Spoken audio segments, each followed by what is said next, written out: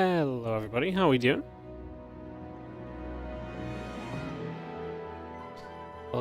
Welcome to the stream.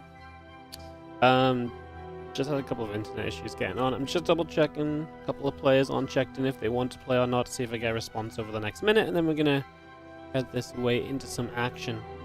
Hello, good day, and good to see you all. Thanks for joining us, thanks for being here. What's up, V-Wintermule, 52-month resub to start the day off. Roddy on the 99 months as well. Appreciate it, matey.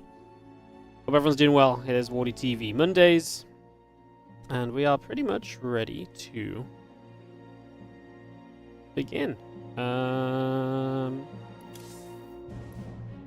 Yeah, give me like 1 more minute, guys. Just double checking something.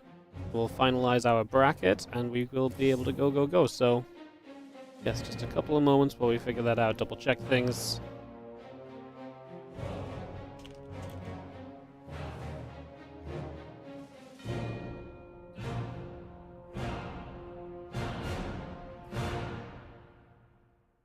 Hey, baby. And let's see it support as well.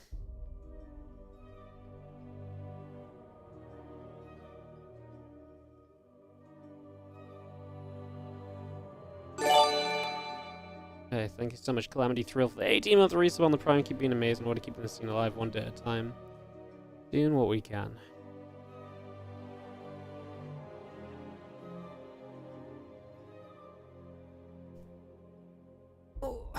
Good go. You're a good girl. Yeah.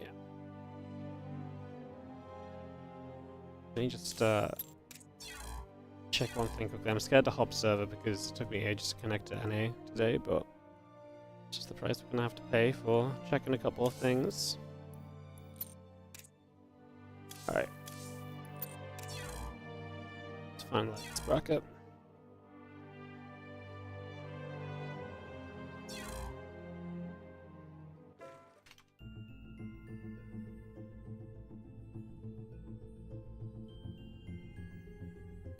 Alright, let's go. Bracket is finalized. Means we have got ourselves a set of matches to look through to figure out. And we'll see where the day is going to take us. Honestly, first round action. I'm trying to think what might be fun to follow. I'm seeing a Dark. I mean, honestly, Hearthstone into Kua into Winner versus Dark potentially could be just a very fun section to follow. I don't know if there's anything like immediately that makes me want to go anywhere else, so yeah, I think we will go for Hearthstone's game.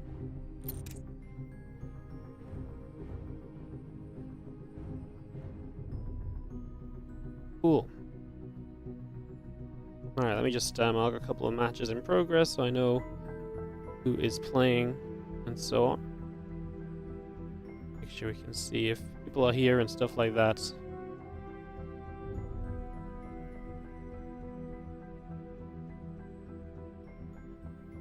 Cool. Oh, so there are some cool first round matches, but I think I'd like to just line us up to get into a good second round match. Actually, I think there's definitely potential for that. So yeah, sounds good to me. Seems like a reasonable way of doing things early.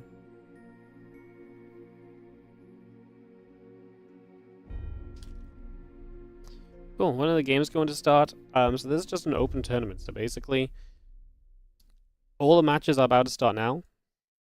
We will go in game as soon as we find a game to cast, which may be a few minutes, simply because we're going to try and find what I think is the best game to cast or the best section of the bracket to follow. That might just take a few extra minutes for the players to show up, or the players to be here, or not be here, walkovers, etc. In 8 minutes, we have the first official walkovers, so in 8 minutes, we'll at the very least have Haram versus Kua, because Haram is here, but his current opponent is not. So if Haram's opponent doesn't show up, then he'll get a walkover, he'll play Kua. If Haram's opponent does show up, we'll just go into him versus Haram. So within the next 5 to 10 minutes, we'll just start the day, start the cup. Usually does take a couple minutes to get started and everything, so Hell yeah.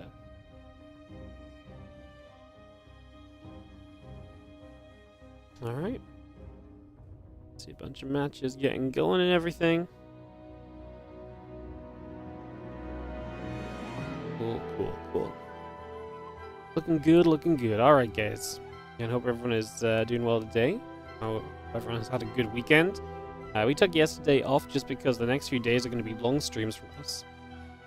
Every day we have content that will be followed up by additional content. So every day we have 2 tournaments a day for the next 4 days. So today we have WARDITV Mondays. That's going to be followed up by the OSC Championship. First day of the championship bracket.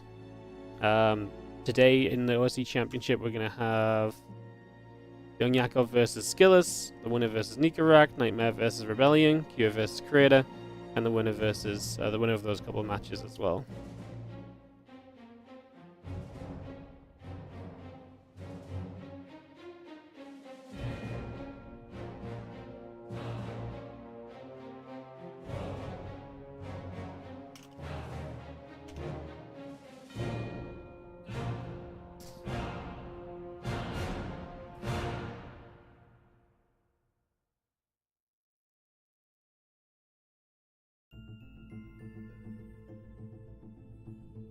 Alright guys, alright.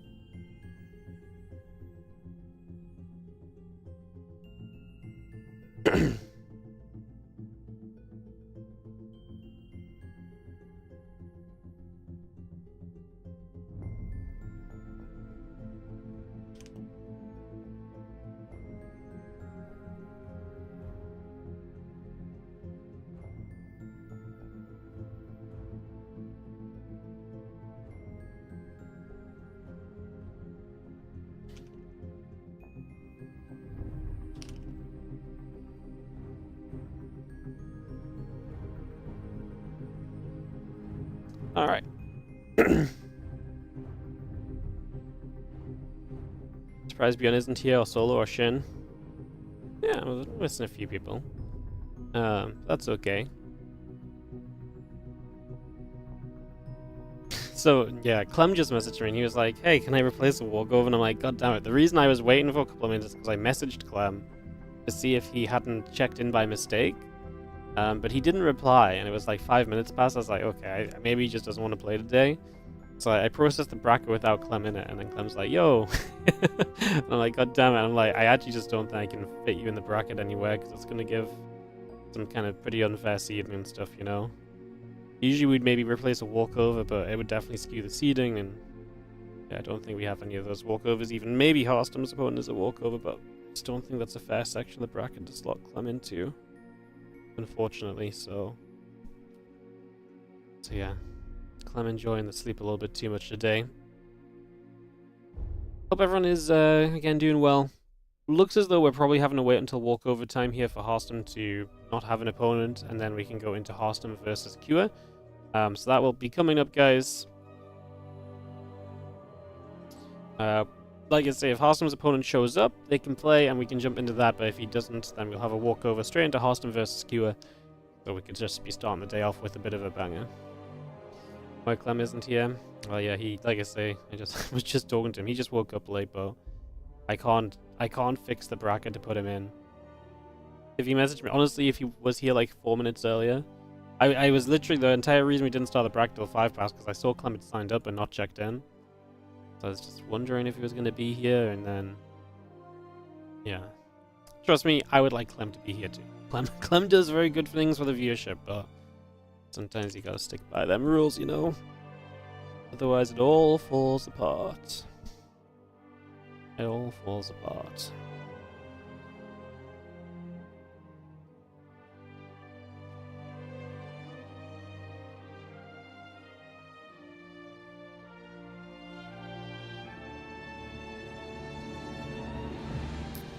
So, like I said, we're just giving it a little bit of a waiting game right now, as I'm going to take a few moments and get into Harstom's matchup.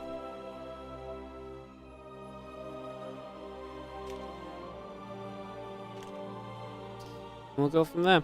Last couple times we streamed, guys, by the way, so I'll just preface by saying this is the last couple times we streamed. My PC has frozen. I haven't really had anything in particular to kind of fix it. Like, it didn't really show any signs of why it was freezing. The only things I can imagine is because I had recently connected my capture card to start doing the sponsorship overall match, and maybe that was it. So it hasn't frozen at all while not streaming over the past 2 days. So I'm really just kind of hoping that it's not going to do it again, basically. So yeah, really just kind of hoping that that doesn't happen. But if the stream does freeze and disappear, we will likely be back within 1 to 2 minutes. So just a little bit of a heads up to you guys that it'll not take us too long. It shouldn't take us too much to get back. It'll just be at the time it takes my PC to turn back on. I tried to look into it, but I couldn't really find any reason for it to be freezing or anything, so just try to update everything, and hopefully it's just a little bit better today. Yeah, I've got no idea why it was happening, so like I say, hopefully just better now today than it was the last few days. Fingers crossed. Fingers crossed.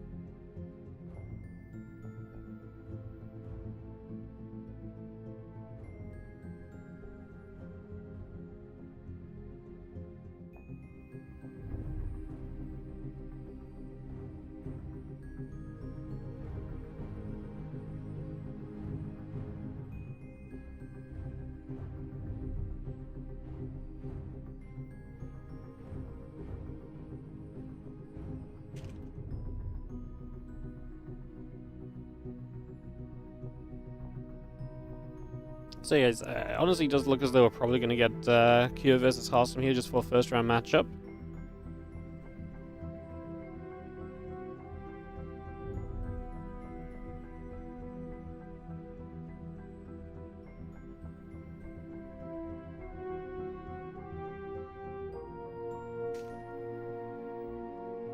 We'll probably just jump into that in a few moments' time.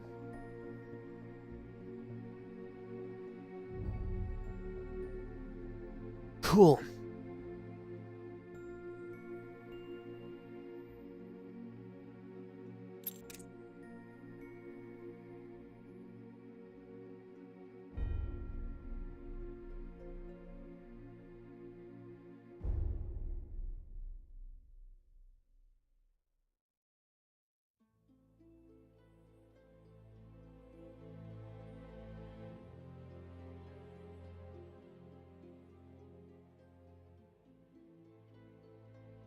Alright, we had one walkover get undone because the guy showed up at the point of walkover. That's impressive.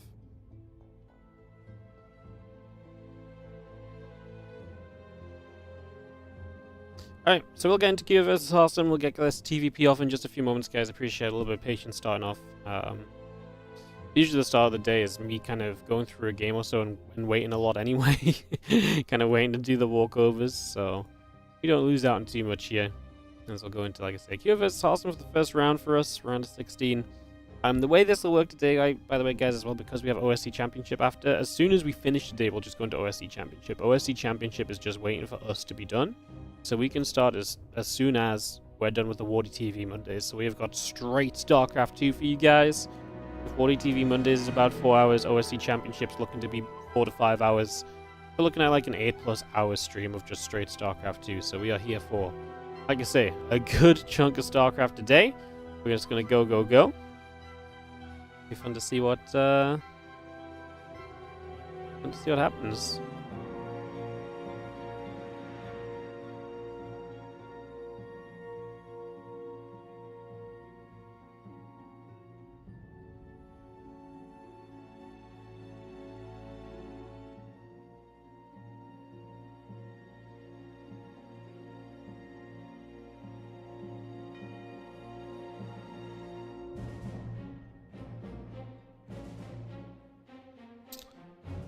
Cool. Alright, so we are going to take a second here, jump into Haram versus Q, a little bit of TVP for us, and we'll get this underway ASAP. Get into some games and see just what happens. See what we get going on.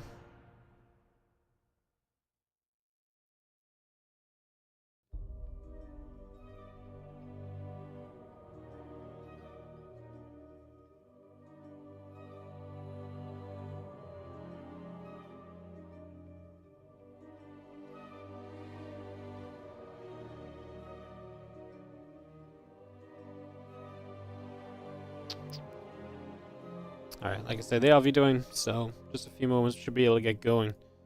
And we should be able to kick this off in just a few moments' time. Get into some StarCraft 2. And like I say, it's going to be like this all week long, because tomorrow and Wednesday we have Leo League Cup, and that'll be followed by OSC Championship, and then on Thursday we're going to have Masters Coliseum into it. Amygdala are going to be our opening map of the day, as Cure throws us the lobby link. And we can get going for some Cure Hearthstone TVP best of 3. Picking this off in a few moments' time.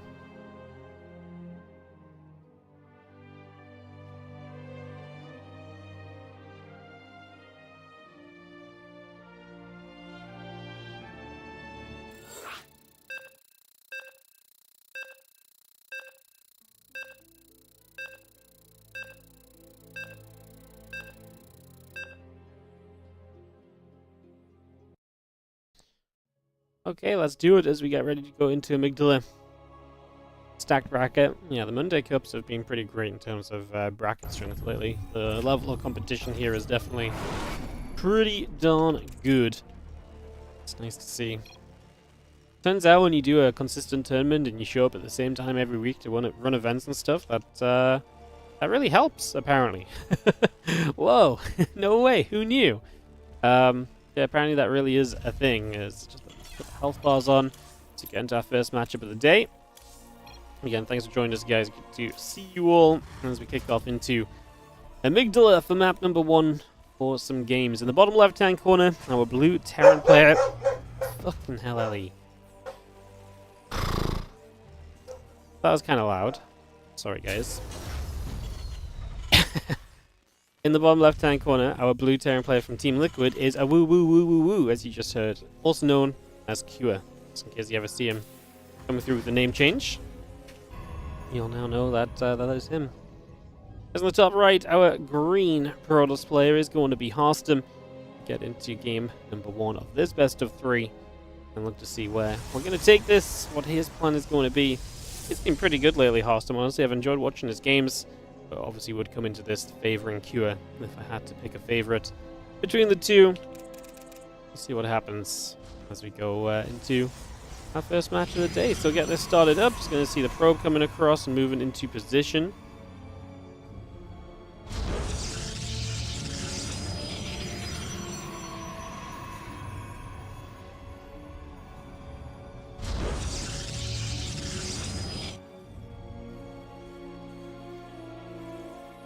Having our command center coming down, the Cybercore and the Nexus continuing up as well, so we continue to bring a lot of that just into play here for the early stages.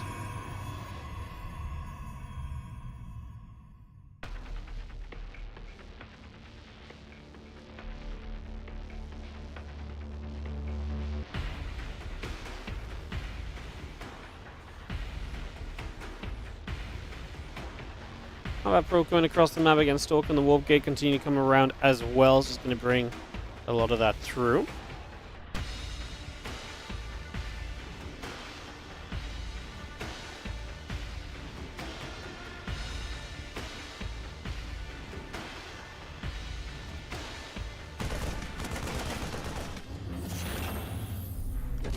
Missing Marine hitting that probe, so some damage being dealt. As the probe comes across the map to scout in these early stages, Factory is going to swap onto the reactor here. And our first Hellions will be on the way up from the Terran player. Let's see what that leads us to for the next few minutes. So, double probes coming around. Just going to have our Twilight Council in production. Gateway on the way out. And we set up into play for these early stages.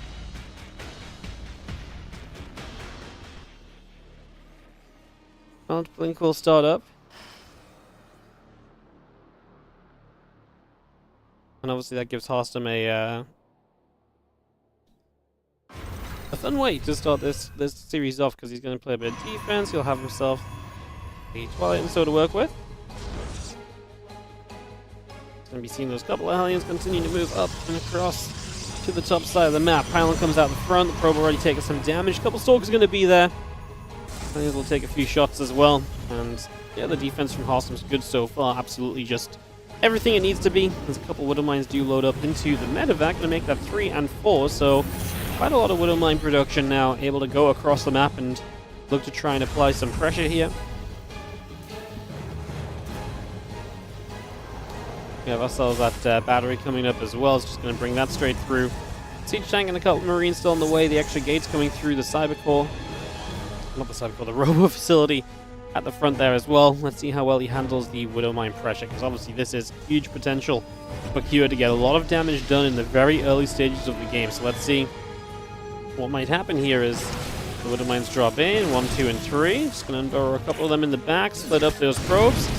Okay, that's still fine, even though the first Widow Mine actually got the 2 probes. The second Widow Mine still fired on the probe that was dead. So this was a probe per Widow Mine, but the Widow Mines don't die. Only one goes down, the other 2 live. So Kua's pretty happy because he forces some lost mining time. He gets, a few probes, and he still has a medevac with Widow Mines inside, which means he can continue to apply pressure, he can continue to take advantage. Should Haram not respect that position and those units, then he can absolutely try and get some more done. He does chase down the Hellions, chasing those away, but has got to leave some Stalkers in the back of the Natural for the previously presented reasons of that medevac still being there. So again, that's just going to take up some of your supply. That's going to slow you down a little bit.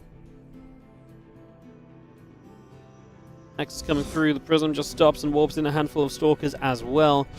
And then comes around the top side. Next in the pylon coming through. Engineering Bay and the barracks on the way up as well.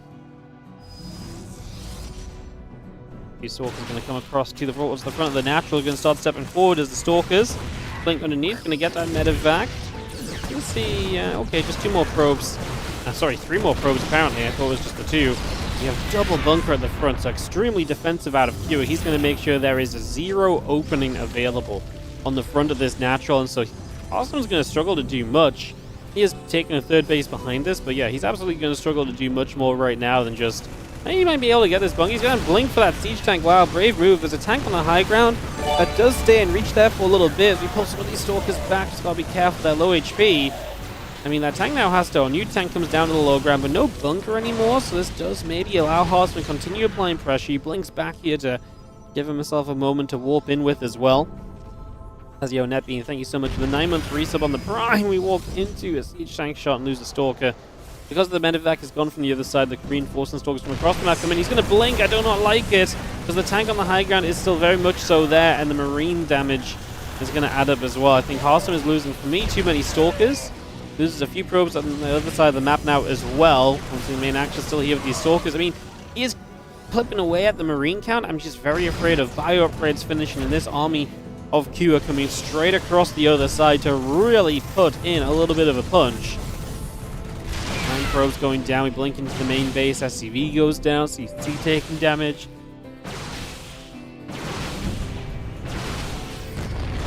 Banner will also drop. There goes a couple more SCVs. Probably going to get 1 Stalker. The other Stalker's going down as well. The other Stalker's now warping in as well. It's not going to really do it though, as Haram way too committed with this army. No way out.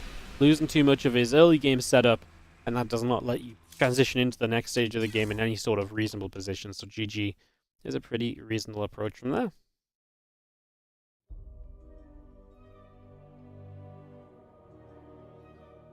Alright, getting to game 2 in a few moments. As a few matches are rounding out, and a few matches in the round of 16 are starting, including Nightmare versus Ryung, Skillers versus Trigger. And the beautiful part of this event is there is just so much good StarCraft 2 that happens across the course of a WARDITV Monday. Yeah, this section's very cool because Dark is in this section as well. Dark is waiting for Jumi or Dash to finish up their series and to come and play him. So it's very possible we just go into a Dark match after this, follow that through into this quarterfinal area, and then we'll probably set up for the semis. So pretty simple, just pathway for us straight through today without many questions asked. So, yeah, as we jump into Ley Lines, game number 2 of this best of 3 Kua. Just really dealing with the Stalkers well. I think Haram got overly aggressive and just got a bit too committed with those Stalkers a few times over. Really could have done with just not blinking into what was pretty good tank coverage. I understand you feel the pressure and feel the need to go out there and get something done. But I think there's a few times where it's very obviously just... he might have been better off just trying to hold the Stalkers. But, yeah, I mean... to the end as well, maybe was it necessary to keep going? Probably. I mean, he's a long way off charges, a long way off any other tech still, so... probably did need to go, but obviously we could see it was not really going to be looking like very pretty for him at all, overall. Bottom left, our blue Terran player from Team Liquid is Cure. Taking on Shopify, Rebellion's Harstam in the upper right corner of the map. For game 2 here on Leylines, Harstam looking for just a little bit of a better opening. I've always said this, but I always do think that Harstam is very much so one of those players who will absolutely thrive in a game if he can get past the first 6, 7, 8 minutes. Especially in PvT, which is a very dangerous stage of the game for Protoss players. If he sees it past that point, I actually really like his later stages, the mid-game, his transitions to the later game in general. I think Harstam can be a very fierce competitor at that point, but just those early minutes, especially against Korean Terrans who are so deadly, so precise with their timing, so extremely good with what they do, I think those are all things which you look at and you say, yeah, okay, that's why this is going to be difficult. It's definitely where Harstam's weaknesses have shown up in the past.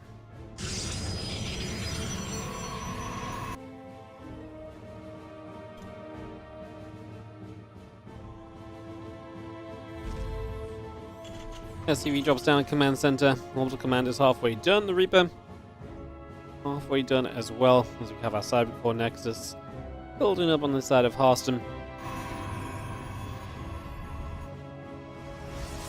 Some layers still coming through. The Reaper is continuing out as we speak. We're just going to have this SCV heading straight in towards the natural expansion here over these next few moments. So in we go with this SCV to scout. Probe scouting 2. Everyone just seeing what's going on, figuring out what's up in the early stages.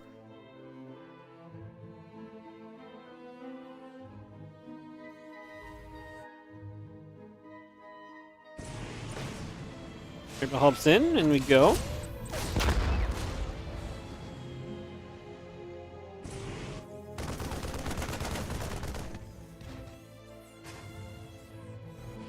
Have that Reaper moving about again. The Stargate coming online. Having ourselves the probe stepping across as well. Stargate still building.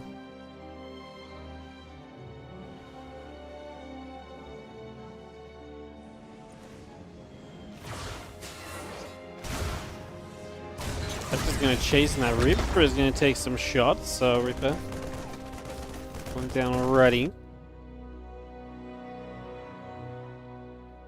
You're seeing this probe coming all the way over to that right-hand side. Let's see what's going on.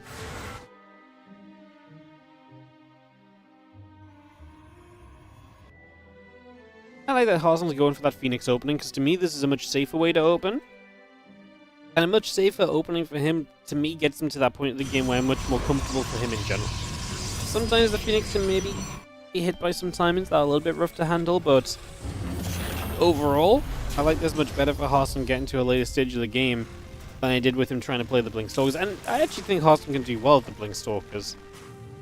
This just takes a lot of the pressure off of you getting out there and doing something, and a lot more pressure on your opponent not being able to really do anything themselves and having to navigate around the Phoenix defense, etc. if they want to deal damage. Which obviously, when it comes to Terran players, they always want to go out there and deal damage, right? So, of course, they're going to try and, aim to make that a reality. A couple of adepts will shade in towards the natural. Cyclone, Marines, the Viking gathering together. Robot facility coming up. The gateway coming through. The couple probes coming online as well. Marines and the Hellion just going to keep chasing as those couple of adepts will get chased away up through the center of the map towards the upper right. Viking and the Cyclone coming in together as well. Let me get that all settled down here for the next few moments. So, again, looking to see where we're going to take this and what will happen over these next few moments. A few units just continue to gather together for a little bit. Coming around the other side now.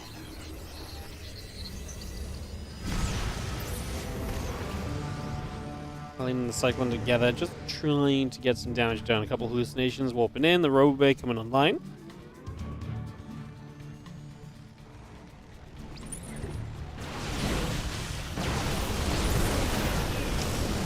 Let's push in from Kira. I was going to say, it's going to be very good if we don't get some Phoenix here to help out. Phoenix should be doing a lot in this scenario. They were a little late to the party, and Q might just have the firepower to break through this. The Marines and the Cyclones just not going down at all, and this is just a GG. It's a quick engine, unfortunately. That will be Q taking the 2-0. So he moves into that round of 16. He will play against the winner of Dark's series. Dark going to play for Jumi. Can we sneak in on that? Have they already started? Let's find out. They've not already started, so we can go Dark versus for Jumi, and then the winner versus Q. Seems good, right? Seems good to me. Cool. So yeah, we'll do that.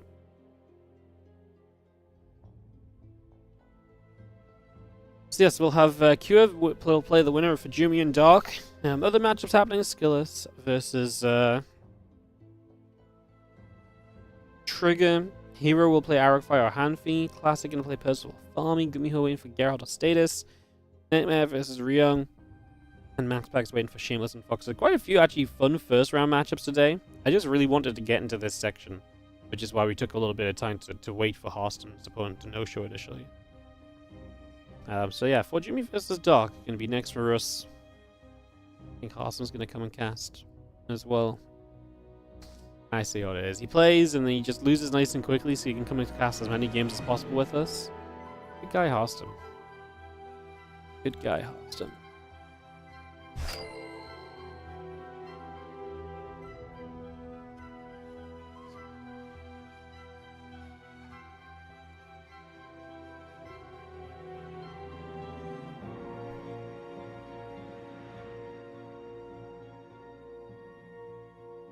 Hello. Hello? Hello. Disappointing series, no? It was a bit shit, to be honest. Yeah, it's terrible. It's awfully shit. Yeah. Yeah, well, pretty much. You'll get him next week, you know? Yeah, we'll get next. Is there another Wardy open next week? Every Monday this month. Really? How do you fund all of this, Wardy? People send me money. Really? How? Well, I told them to send me money and they sent me money. No, but I mean, where do they send you money? No, like people, like not even community. This is legitimately just like Winter and Loco. They need games for YouTube, so they literally send me money to run this. Really? Yeah. Oh. It's a combination of Winter, Loco, OSC, and WARDITV. But I put my name on it, so. Yeah, well, you're the one organizing it. Yeah, it's great, right? That's very smart. I love that for you. Really makes a difference, you know, getting the WARDITV brand out there in the realm of StarCraft. True. It hasn't been established enough yet. Oh, someday though. So, are we doing Dark Cure or no? Yeah, but Dark hasn't played for Jumi yet, so we're gonna do Dark for Jumi and then win it versus Cure. Okay. And I'm in it? I'm allowed to join? Yeah, you can join all of it. No, I'm gonna make you sit here and just listen to me cast. Well, that's what I would do otherwise anyway. So. It's no problem. No problem for me. That would be the rest of my afternoon otherwise already. Man, I'm so sad how terrible I lost. Yeah. That was so... I don't mind losing, but this was... I never lose like this. This only happens against Maru. Against all the other ones, I usually, you know, at least survive. At least survive a little bit. Yeah, and get to play. Against Cure as well. I mean, he's good. He's not that good. He shouldn't be beating me like this. This is rough. He just, like, his army just didn't die as well in that second game. Just had a lot of stuff. Yeah.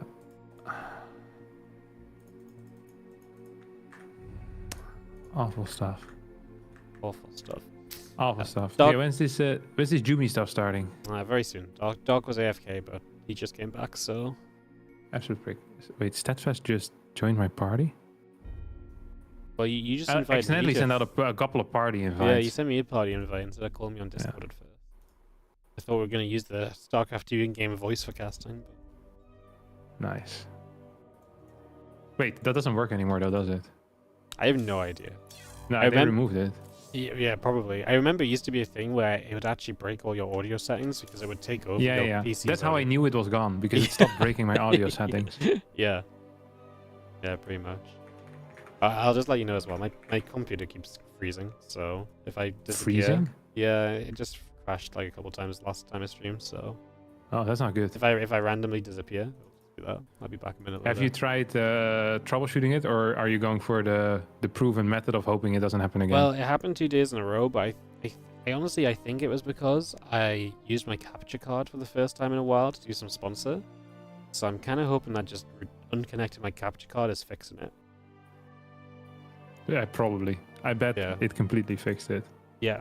I mean, I did an update as well on something. I don't know what, but I updated a couple things. So Yeah, that's important. Update the drivers. That's what I always say. yeah. Update the driver. I don't think these drivers I updated do anything to what I do, but yeah. Yeah. I believe. There's no reason to freeze, so I'm just gonna believe it's gonna stop.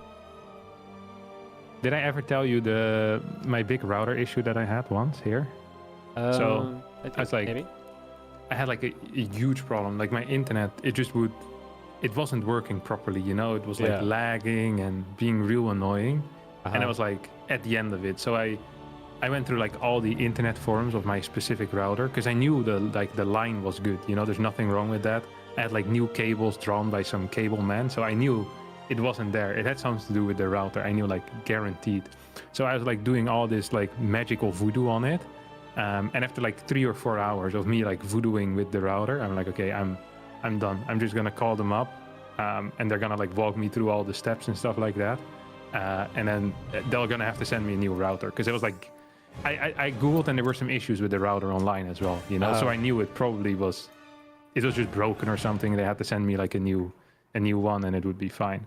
So I call up the guy and he's like, sir, have you tried resetting the router, like plugging and unplugging it? I was like, no, I actually haven't. You haven't? So I plug and unplug the router and it worked again. You actually didn't try unplugging it and plugging it back in? No, dude, I went deep into the settings there. Bro, routers love being unplugged and plugged back in, I swear. Yeah, is their number one hobby. Yeah, I felt very bad because this guy thought that he was dealing with like a regular idiot again. Yeah, you know, it's like, but I'm actually advanced, you know. Yeah, but you're so advanced, you've glossed over the idiot part. Yeah, exactly. Yeah, it is what it is. Absolutely awful. Did I tell you about my Logitech adventure? No, I don't think so. Okay. So I had some problems with my mouse. I think my left click stopped working, I think is what it was. And I needed to fix it because it was, you know, freaking annoying. So I had done like all the steps on their website already. And there's like some software stuff as well. I'm not sure why that would work on a mouse that is faulty, but yeah, it did it anyway. And then I was like, okay, none of this worked. And then I went to like their online support and I basically asked like, hey, like it doesn't work. Like I want a refund or something because this is dumb. I only have this mouse for like 8 months or something like that. And he's like, nah, sir, we're first gonna go through all the steps. So I sat on like an hour call with this guy where we're going through all the steps again, which I had already done. And then at the end of it, he tells me, we actually, you know, we don't give refunds and you also can't return it to us. You're gonna have to do it where you bought the mouse. These guys strung along for freaking 2 hours. He's just like, doesn't matter, can't return it, not my problem. It's not his problem anymore. So I called Amazon. Amazon fixed it in like 30 seconds. Yeah, of course. You know what's even better? Is they sent the mouse to the wrong address. And then I told them, you guys are idiots. Because I remember specifically telling them to change my address. They didn't. So they sent it to the wrong address. And then they just sent me a new one again instantly. It's like, yep, they know how to deal with me. Yeah, that's how it goes. It is how it goes. But how's this jumi game kicking up right now? Mate, you know what people are like? They just veto so slow. Join the flame a little bit. It's these maps, you know, they can't figure out which maps are bad. It's tough. He's been vetoing for 6 minutes already. Well, Dog only came back like 3 minutes ago, so yeah, that's the problem. Yeah, that is a problem. Freaking dark. Oh, freaking Dog. Probably was looking after his kid or something. Oh, he does have a kid. He has a son or a daughter, do you know? I think it's a daughter. Really? Yeah. Yeah, true. Would you raise your kids to become professional gamers, Wardy, or professional casters? I don't know if you can raise a kid like that. What do you mean? Apparently Give them like a headset for their second birthday? I mean, I just don't know how you like raise them to be like, to care enough about something to be a caster. Vocabulary training. You make sure you don't talk to them in your real accent, Wardy, because they're never gonna make it big otherwise. Change lobby. Change lobby? Yeah. Oh, it's Central West Central? I've got no idea what they did, but I mean, it should be Central West Central.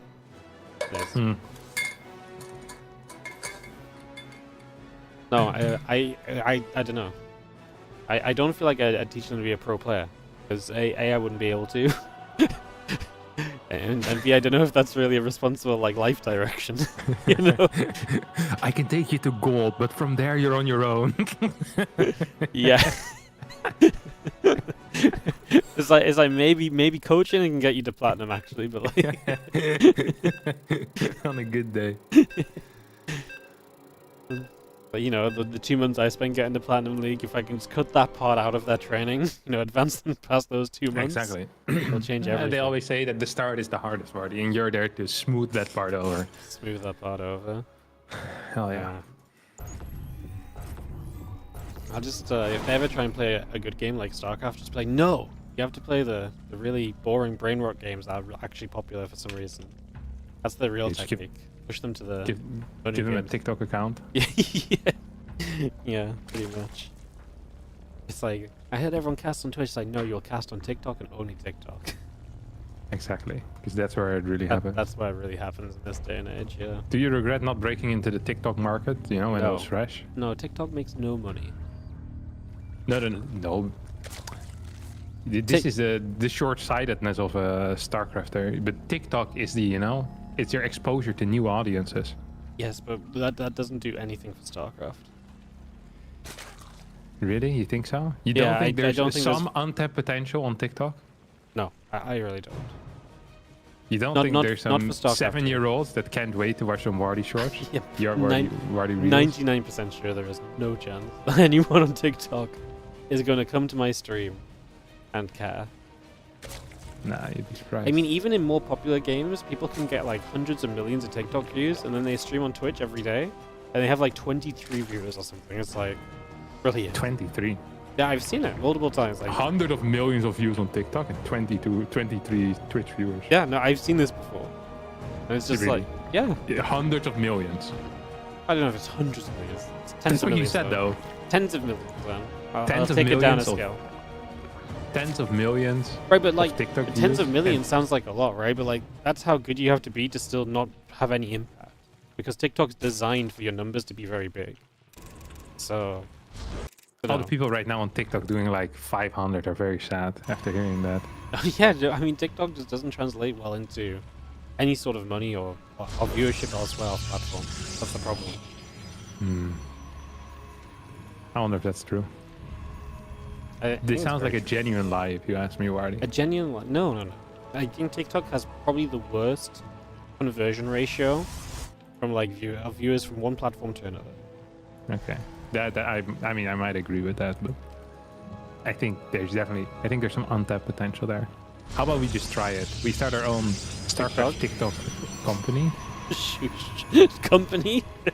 Yeah, it's a company. And we make TikToks on StarCraft. We make just for StarCraft TikToks. Yeah. Instagram Reels as well. Never seen it. I think Loco used to do Instagram Reels. Yeah, if Loco stopped doing it, he's a clever guy. If he stopped doing it, it wasn't worth it. Like, put 2 and 2 together, Yeah. If you mine out this one patch that Jumi is doing, do you have access to the third? No, right? No. You always need to mine out another patch, right? Yeah, so that one's completely useless to me. Because it doesn't even give you access to the back patch. This is the worst patch to mine out. Oh no, it does. Oh. Does your Stalker fit through that? Yeah, it does. I have seen that before. The Stalker's now dancing. Did he do that on purpose, you think? No, right? How does he know we're watching him? I don't know. Maybe he's listening to the stream. Hey, what is this? Speed, Stargate, Standard over. He's gonna go third base before the other shenanigans. You know, this looks very smart, but the thing is, your probes, even when they're mining from like the regular patches, are automatically gonna go to the gold. So you're just chilling, and then you think, I have a nice golden mineral wall. But then if one of your workers starts bouncing around, and then they're like, oh, look at these empty gold patches. And then they go there and they start eating all of them away. It literally happens every single time. Really? Yeah. That's very sad. It feels like something that should be helpful, and it just isn't. Yeah, but it's not. It's really annoying. That's why I don't expand to that side of the map very frequently. Because then you die. Also, it sucks if the Zerg also takes that base and then they queen walk. Like, it's really rare to hold that because the rush distance is so short. So I'm not a fan of that. Then again, Stalkers are also quite good on that area. So if you do survive, then life is good. It's a bit like how Crimson Court worked, you know? When both players take the Rich Vespine Geyser base, then it's always like queen walk into like Stalker defense or... Yeah. Forge Twilight, 2 Oracle. Has he killed anything yet? I don't think so. He has an Oracle with 200 energy on the north. Look at that. Chilling. It's very rare to see a full energy Oracle. Even with energy overcharge, I feel like they're always doing something, you know? Yeah, I don't quite know what the purpose is of this either. He's just waiting for 2. Yeah, but he's trying to hide them. But I feel like... Yeah, I mean... He's hiding the obvious. Yeah. It's like there's no glaives yet. 5 minutes and 20 seconds in, there's a third base. Like, what else is it gonna do? It's gonna be but 2 oracles, you know? He could get like 3 kills or so. But he's not.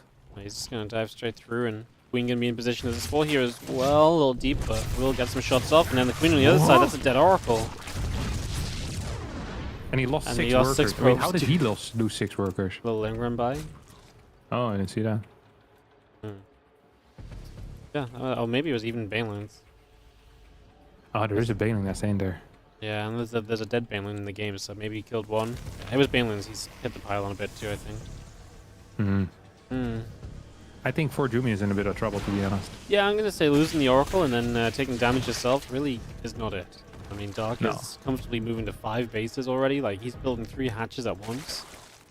Kind of tells you how comfortable he's feeling as he just plays into Ling Bane, and yeah, I think it's very difficult to say that Jumi's going to be in a great spot. But we kind of knew this coming in as well. Dark's going to be a favorite, so Jumi has to play like absolute top of his game if he wants a chance in this. Yeah, he's been supplied up for a little while now already. So if this is the top of the game, he's going to be in trouble. He's going to go for a no aggression build here into double Robo Colossus, and I guess hope to kind of catch the opponent off guard. Pre-Lurker, pre-Viper. Is a possibility, but fairly unlikely.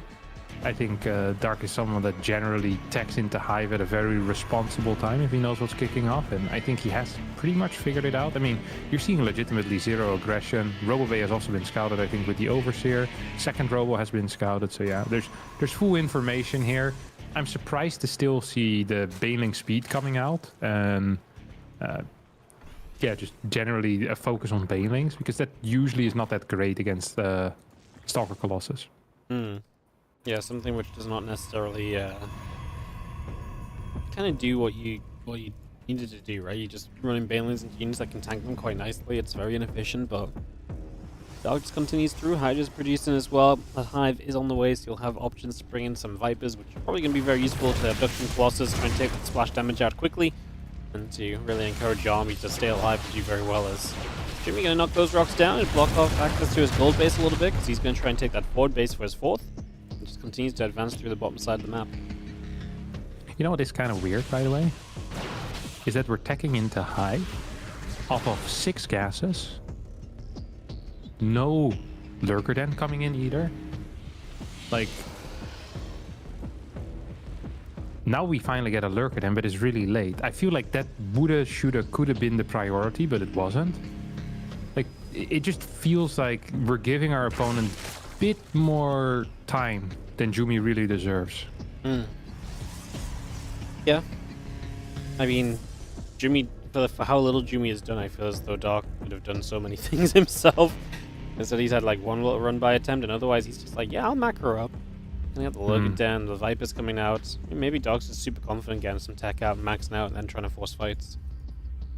Yeah, we do have a double Overlord on the right side. Actually, 5 Overlords. You think he's just gonna go for like a mass link drop here? Could do. If he doesn't successfully break up this ramp or so, give him an option as well. Sentry, and it backs away. Does not drop the force field down. A little bit late to that, so some Lings are gonna get into the main already. And just causing a little bit of trouble. This is why you need the Vipers, because if your Vipers are here, you can just abduct those Colossus. Otherwise, this did not really do much, even though it was a pretty bad initial start of the defense for Jumi. And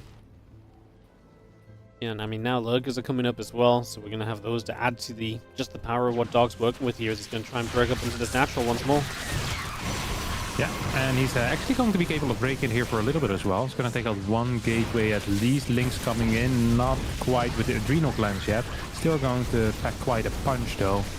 That's nice. 18 workers being taken out. We have more Banelings now rolling towards, well, the Zealots apparently. Jumi's gonna take some damage from those. There's just too much cash, I think, for Dark, if we're being real honest. 90 drones against 52. Like, Dark could be taking terrible fights, but he's not even doing that. That's the Lurkers at home as well, so those odds won't find anything. And if Jumi tries to come through the center of the map, I just don't really see it. Now Jumi is kind of up in the middle, but Dog even potentially has a few Lings counter-attacking around the bottom. Knowing Jumi isn't in the top side, so just working around his opponent well, putting himself in good positions. And at this point, we've got those Vipers ready to play as well, so they get 2 of the Colossus already. And 2 Colossus just going to get chased away. The Hydra's even diving forward into the Colossus fight to try and get some more damage done, but Dark is just going to continue to trade well enough. Close the bank behind it. I mean, he's in an astounding position with 90 drones in play, and it's just looking great. Yeah, 10 gas versus, I guess, 8 gas, but there's just no real units here for Jumi whatsoever. Like, his army is garbage. He's playing against an army that's relatively high value already. Vipers are out. We don't have Templar with Storm quite yet. We don't have Templar whatsoever, actually, to speak of it. A couple of Archons, that's not going to be good enough. 6 Lurkers are on the high ground. They're going to be denying mining in the gold. Links in the main base are going to be killing a lot of workers, and this has been a fairly one-sided affair in favor of Dark. Yep.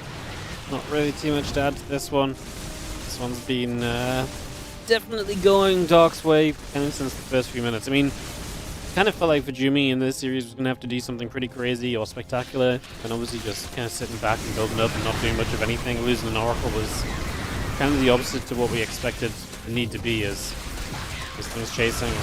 And Archon survives getting back to the battery, but this is really just a matter of time as Lurkers are advancing through the bottom as well. Jumi is somewhat struggling around every portion of the map.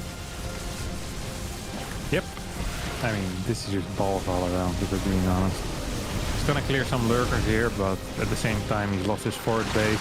There's Banelings morphing, like, legitimately at his third. So, GG with the exclamation mark comes out, and Dark takes game number 1. But if this is the level that both players are playing at, I don't see a path to victory here for Jumi. Oh, he's... I feel like Jumi has to, like, do some kind of 2-base all-in or something, just to have a chance to catch Dark off or something game 2. Because if that's his macro game, then that ain't it. It ain't it. I'm with you there, boss. Okay, Ultra Love next map. I don't think this is necessarily a much better map. It's shorter, which means he could die quicker, or he could deal damage faster, but yeah, I hope we're seeing something else here. Alright, we'll get into this in just a couple of moments. And yeah, obviously a fight to get into the round of 8 to play against Kua is what this series is about. Nightmare has moved into the round of 8 over Ryong already. And otherwise, just a bunch of round of 16 matches are continuing to happen, so that's where the tournament Skillless sits. Trigger, herO Eric Fire. You know, I think herO Eric Fire would be a good match to watch. Yeah. Yeah. See if herO can defend Eric Fire's proxies. Yeah, I think herO can't, to be honest. Yeah. I think Eric Fire would just kind of eat him alive, if I'm being real with you. Okay, well, wait to see what the result is. I mean, in like the early game, and then herO makes a comeback. So the score is going to be 2-0 in favor of herO, but it will be exciting games to watch. Fair enough. Because I don't think that herO is very familiar with Eric Fire either, you know? Yeah. Definitely an advantage, right? Being the unknown to some of these top players. Yeah, true. It's an early pool from Dark. He ain't messing around for Ultra Love. So he's going to set up for a little bit of aggression here early on, trying to see if he can just net himself an advantage in the very early stages. What do you mean an advantage? He wants to win the game here, Wardy. He's not playing for an advantage. No, he's playing for the W. Yeah, he gets such an advantage that Yoko leaves. Oh, he's going to proxy a hatch as well. Oh, wow. Full send. I think this is actual disrespect, though, you know? Yeah. Like, I don't like this. It's Nexus first. I think that's probably bad news, isn't it? I don't think Nexus first generally puts you in a great position when links show up. I mean, yeah. I mean, if you can fall, okay, if you get a forge now. Well, I mean, if you can actually, if you can stop the links getting in and you can protect the Nexus with like a cannon and stuff, sure, but that would be insane if you get to pull that off. Yeah, well, why not though? I think he gets to. His scouting pattern is kind of weird, but I dig it. Forge, gate. Like, what is Dark gonna do here? Like this hatchery in the main base, this is for show, right? We know that. Like, what's that gonna do? Like, pop off some slow links? Like, no way. No way, buddy. There's gonna get a cannon here. I think he's just winning, to be honest. I think this is extremely winning for jumi even. Yeah. Yeah. Okay. No, unless he loses this gate before. I mean, the timing was always going to be an issue. Doc could have one more ling attacking, no? Surely those can scoot over and let the other ling in. Oh my god, really? No? Yeah, he definitely can. He's messing it up like 4 times over. But you have to re-wall the left side and then pull probes here, yeah. Wow, dude. Impressive hold. Okay. Well done. Defense made. Doc just instantly builds a road drone back at home. Second gas coming up as well. So, yeah, I mean, he has to know. Like, he has all of his eggs in this basket. And this basket looks pretty freaking bad. Yeah. Hold position, 1 probe between the pylon and the cannon is a high test play, by the way, here. And the correct one. Because I think with this amount of links, you're still going to get like 6 links, maybe even 8 links by. Yeah, this is a mistake. Yeah, that's a mistake. That's a real serious mistake here. A bunch of links do come by. You're going to lose some probes as a result. And that's going to be probably the beginning of the end. You can't, because now you can't even smash this hatchery anymore. Yeah. Like, you're going to have to start smashing the links. And they start smashing back. The roaches come out. Oh my god, it's still over. Yeah. Dark still wins. So it gets caught. Gonna have queens and roaches spawning in the main base, and obviously very good position. Probe's gonna pull up the ramp. Like I say, the queen is actually just genuinely pretty good damage output right now against the probe as well. Will help. And obviously your probes keep dropping. All you're making is zealots. Ain't gonna do it. GG, well played. Good luck next. Dark can move on to play good. He had it. If he has a probe. Yeah, the probe. If you have the probe, because then you can wall with a gateway on the side. And I think, I'm not saying he guaranteed wins, but it's going to be like 1 roach at a time. And you have a zealot there as well. And then you have another zealot. And you have like 12 probes. So you just kind of surround them. There's not going to be a queen because you kill the hatchery in time. But because you're dealing with them freaking links in your base, it sucks. His defense was really good, but yeah, it ended up sucking in the end. Yeah. Trigger beat Skillus 2-1. Who? Trigger beat Skillus. Oh wow, it's a fun result. Is that a surprise? I don't know. I wouldn't. I guess really I wouldn't really favor either of them, but I feel like I don't see Trigger as much lately. But then when I did see him in the Lima League a while ago, he was beating some good players. Like he took herO. He's in Korea though, isn't he? Yeah, he took herO to a bunch of good games. So I guess not surprising. Just cool to see Trigger making some wins. Very cool. I think we might see him in the semifinals. Boy, you think he can take down? I think he can beat herO. I remember watching his PvP recently. Yeah, I think so too. I believe in Trigger, truly.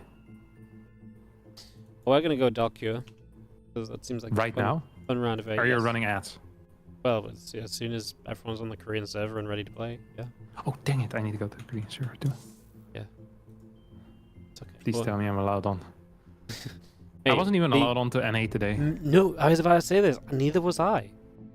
I also was not being allowed onto NA. It took me like 8 minutes to connect to America. Yeah, like 4 for me. Yeah, and my other account on the other internet, no problem. Just connected instantly. Isn't that crazy? We're being singled out. That is very crazy. We're being singled out. If you're streaming, the American server doesn't want you. True. True. Very true. Hey, SC Rocky, thank you so much for the 3-month resub. Time flies with WARDITV. Oh yeah, appreciate it, mate. Thank you. Isaiah, if you do the same shit, it doesn't work, but if Dark makes it work, I mean, Dark's pretty Do you good. have anything good planned for this week, Marty? This week? Anything you're looking forward to? Yeah.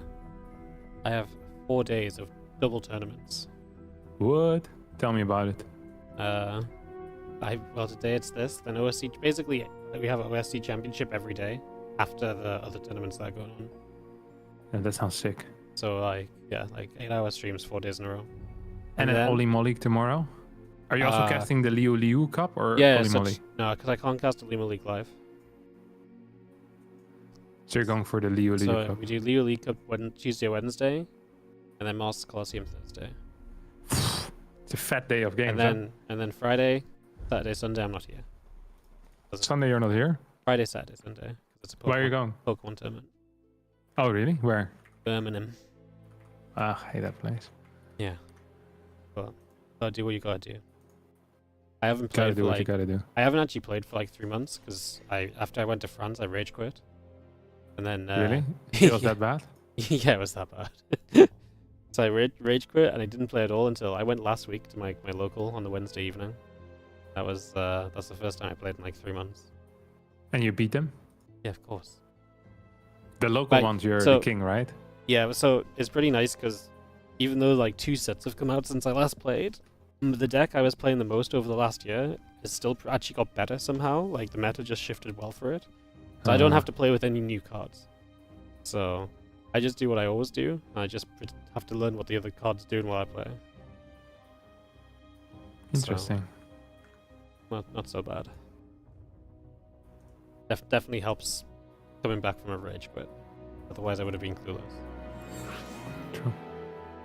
So when's this game getting all the way? Oh, it's here already. Already here. We're actually waiting for me. They literally just hosted the lobby. Oh, okay. Weren't waiting that long. I was the second person in. Well, I clicked it before you, but my connection. Yeah, but my internet's much quicker. Yeah, Dutch internet, famously great for connecting to StarCraft 2 games.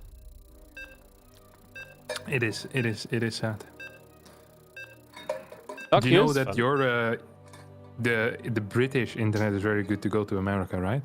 To go to America? Yeah, Really? you guys have good ping to America. Well, is that not just because we're closer to America? No, but for whatever reason, the British, they're lucky when it comes to that. Just for America? Yeah. Nice. It's true. I'm so glad. Yeah, you can play on the American server. Practice hard. Yeah. It just doesn't matter that they deleted the East server. There's someone messing with my door. I can hear it. So either the postman is having trouble with one of the packages or with a letter, or someone is breaking in. You know, I really hope it's someone breaking in just for the content. It wouldn't be very good content. It would just be me going, hey, please leave my house. And then he'd probably leave my house. Or he'd stab me. The content would be either me dying or me off screen saying, please leave my house. Yeah. When you put it like that, you're right. It's probably not very interesting. It's not going to be a great time. Yeah, this is not going to make the all-time greats when it comes to clips. Really thought we might have been onto something. Yeah. Okay, I'm going to put my camera on you. Who are you on right now? Who am I on? Nobody. Are you you're just doing it yourself? Yeah. I'm probably going light. I'm feeling lazy and I have to observe all the games later, so. You want to do it properly or no? Do what, probably? Like the introductions? Oh, do we not do intros? Oh, I don't care. Okay, let's do it. Oh, you want to? Okay, who do you want to start on? In the bottom right, spawning as our Blue Zerg player. Playing for Team Vitality? Nobody. He has no team. He has no team. No team currently. It is dark.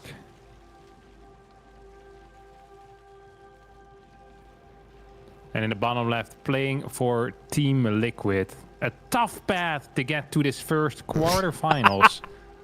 It is a cure. In a... One could call it an upset. Is his path here, Wardy? I don't know what was tougher, waiting for his opponent to get through the initial walkover and having no match to play, or his opponent. No, he struggled. He employed some of his best strategies to get through the Dutch Protoss player in the first round. It was It was a surprise to see him playing the Widowmine drop. You know, having to dig out a real hardcore strategy in TVP like that, showing the level of play. Yeah, some of the he was hard countering his opponent. Absolutely. Okay, we have a what is this? Reaper. I like that. He's gonna get a kill or two. Someone said Doc's on Talon, but I thought Doc left Talon. I thought Doc was teamless now because he's gonna Talon. not play StarCraft. Talon eSports. I think that's where he's in. Yeah, but I don't think he is anymore. So maybe I'm wrong. Yeah, but did you know how sometimes people say they're still mentally in a place even after they left it? Yeah, he's still mentally in Talon, even though he left like a month and a half ago. Yeah, he doesn't get paid by them anymore, but it still feels like he's there, you know? Yeah, because that's his last team. Like, he probably isn't ever gonna have a team again, so he's just Talon forever now. It's a good investment. I have a theory about Dark. I don't think he actually needs to go to the military. I mean, that's just my theory. My entire theory is that I don't think he actually needs to go. I mean, we've been talking about Dark going to the military next month for 4 years now. That is true. I feel like it's like, how many last events does a guy get, you know? Yeah, I mean, Intel Extreme Masters Katowice 2022 was going to be his final travel event to foreign countries. Then he was still going to play some GSLs, and that was going to be it. Then the year after, he shows up again. The year after, he shows up. He's just showing up everywhere. He's not actually going to the military. This is a ruse for... I don't know what his game is, because I don't know what the upside is for him, to be quite honest. But by lying about it. But well, I don't even think he himself is lying about it. It's other people that are lying about it. You know, I've never. But heard he's Dark just never say- denied it. Yeah, he just kind of let it. You know, it's like one of these mythical stories. It's like Bigfoot. Like Bigfoot never came out to deny his own existence, and Dark hasn't came out to deny him going to the military either. Yeah. What the hell are you observing right now? There's Reapers and Hellions, man. I put it on someone, and apparently they were just really excited about it. Sorry. Yeah, but this is some absolutely some MDMA-induced observing going on here. I just put it on someone for like 10 seconds, and then they were just if you give Indy like 10 grams of mushrooms, this is what you get. Like, you're like zooming in and out of freaking drones. Like the camera work was immaculate, but it's not what I'm here for. Surreal. Banshee's gonna show up as well. It's triple CC, Banshee, 311 as a follow-up. How many kills will the two Banshees get? If you guess it correctly, I will get you one of them nasty drinks at Home Story Cup next time. Why would I want that? Okay, you get a good one then. A good drink at Home Story Cup. But it's too late. You already see how many kills you got. Okay, we stop the count at the 7-minute mark. Okay, you start with 3 kills. What the hell are we observing now, Wardy? I'm on the Banshee. What are you on about? Wait, what? I'm just watching. I'm following the starport. You're following. What are you watching? I don't know. I'm very confused what you're doing. Maybe it's your camera that has the problems, mate. Like, you know, considering one Banshee died, I don't think many more are gonna die, to be honest. You might get another roach. Or did I say drone specifically? I can't even remember. I mean, I thought the intention was drones, to be fair. Yeah. That was the spirit of the question. Yeah, gonna be tough when only one Banshee is left. The overseer here as well, so the Queens can push this one back, and that one is not gonna go any further at all. As the +1 missiles and roach speed start up, so Dark is gonna commit through to that roach play. As Kyo just gets the single engineering bay starting. So when it's only one engineering bay, I always feel like, you know, you expect an aggression, but he's just gonna add a second one now. A little bit odd that Is it possible that he maybe forgot the second eBay? Yeah, it's just such a weird thing to forget though, right? Because you can't just build them in 2. You either build them in 1 for your build, or you build them in 2s. Like maybe he went to build 2 and like 1 got blocked or something. Yeah, that sometimes happens. Yeah, like you that would be... see that with spores as well, and then there's like an idling drone. It's like, what the hell is this guy up to? Look how many kills he's getting though with these Hellions. Yeah, Hellions have been pretty good, to be honest. The Dark also already has 78 workers, which is also pretty good. He's also on 5 base, of which 2 of them are going to gold bases. Pretty nice. If he can get away with it, and obviously this gold base in the bottom is very close to the Terran though, so Kira does not have a lot of distance to move to start putting damage onto that. So the question is going to be, can Dark actually protect that base? Because Kira's going to have tanks, and the reinforcements will arrive very quickly. I think this base is irrelevant because you're not mining from it. I think this base is almost just bait, you know? Like focus on this, and maybe take a bad Yeah, fight step leave too my far other forward. gold alone. Like, because he's mining like 3.6k a minute. That's a lot of freaking money. Nidus network comes in. Dude, this guy's playing like he's Rogue right now. There's something Rogue used to do, you know? Like Nidus, Roach in every single game. Love that. Probably one of my favorite periods in life. Yeah. Swarm host. Dude, he's building Swarm host. Yeah, I was gonna say Swarm hosts are a very interesting choice at this point in the game against a bio player. Yeah, he's cooked in the hat. That's wild, no? Yeah, this is not legit. I hope he wins though. He's gonna get a Nidus in the main base. Right next to the barracks as well. Marines yeah, on the way. No way to work. Yeah. This doesn't work. Just trying to keep some attention on this side of the map though, and, you know, threaten Cure a little bit as a few roaches try and fight. Some Marines are dropping out, but that's not going to go well for Dark either, so he's going to lose those roaches. On the bottom side, this hatchery is going to go down. He started miners with a few drones.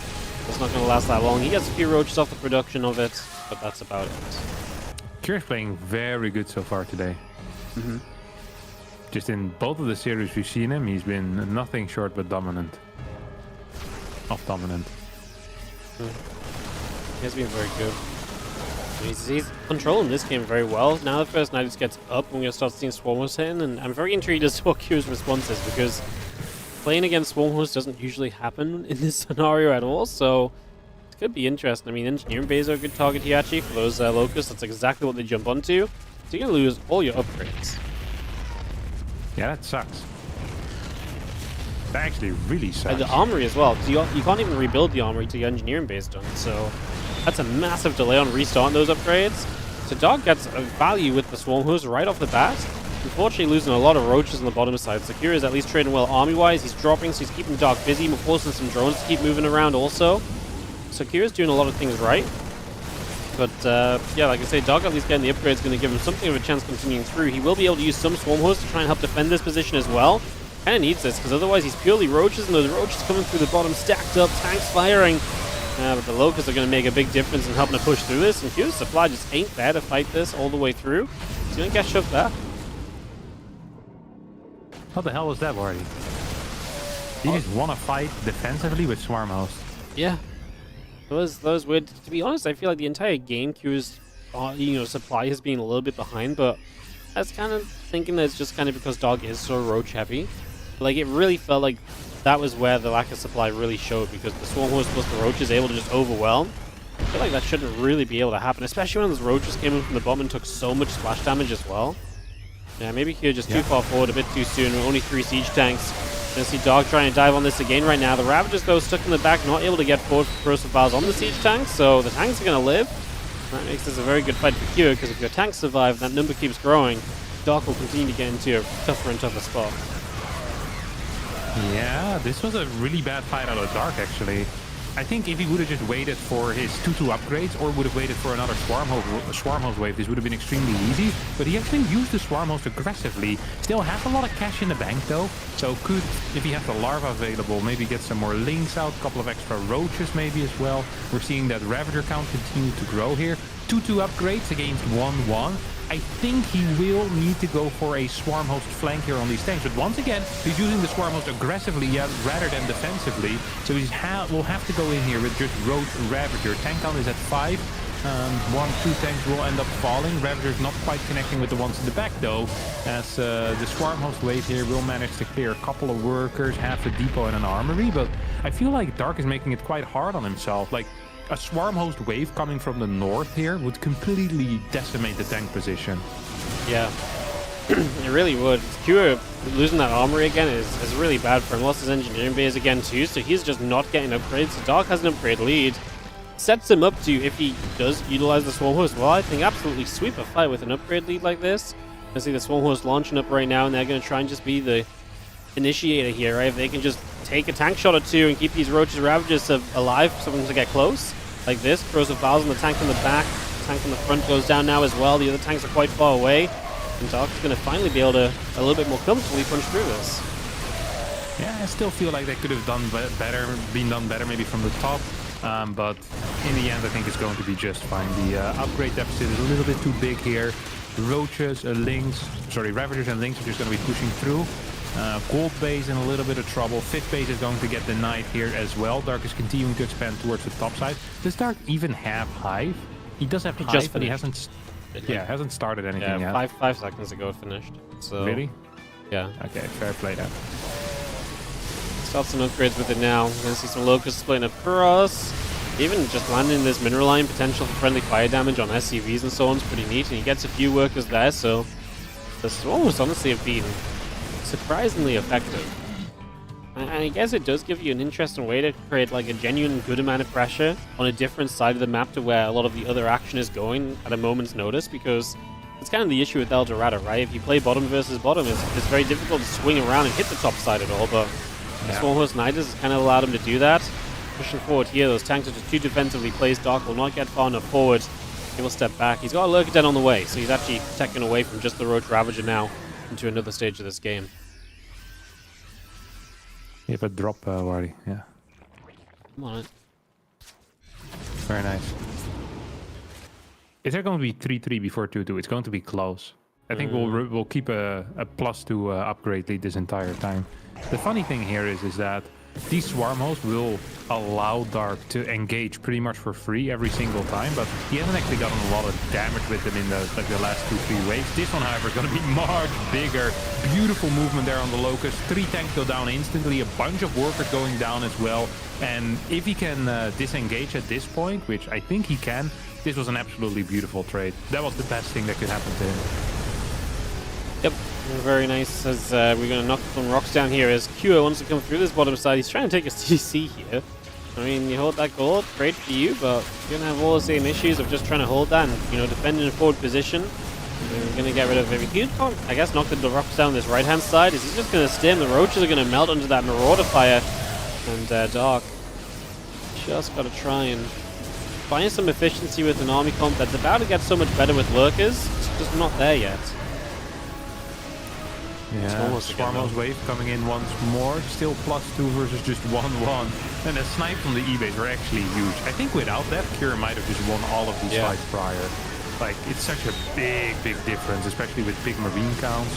But right now, yeah, Dark is just going to be pushing through. Every single time I look at the supply, I believe that Dark can just walk in, but then I kind of remember that there's like 35 supply in Swarm Host. So it's like this army, yes, it's good, but it's not that good. Like, you're gonna need some more technical units. Ideally, like a Lurker or 2 is going to help so much against it, right? Like Lurker Swarm Host actually sounds like a really cool combination to play. Yeah. That's, no, it's, like Swarm Host is something you just don't ever really get to see a lot.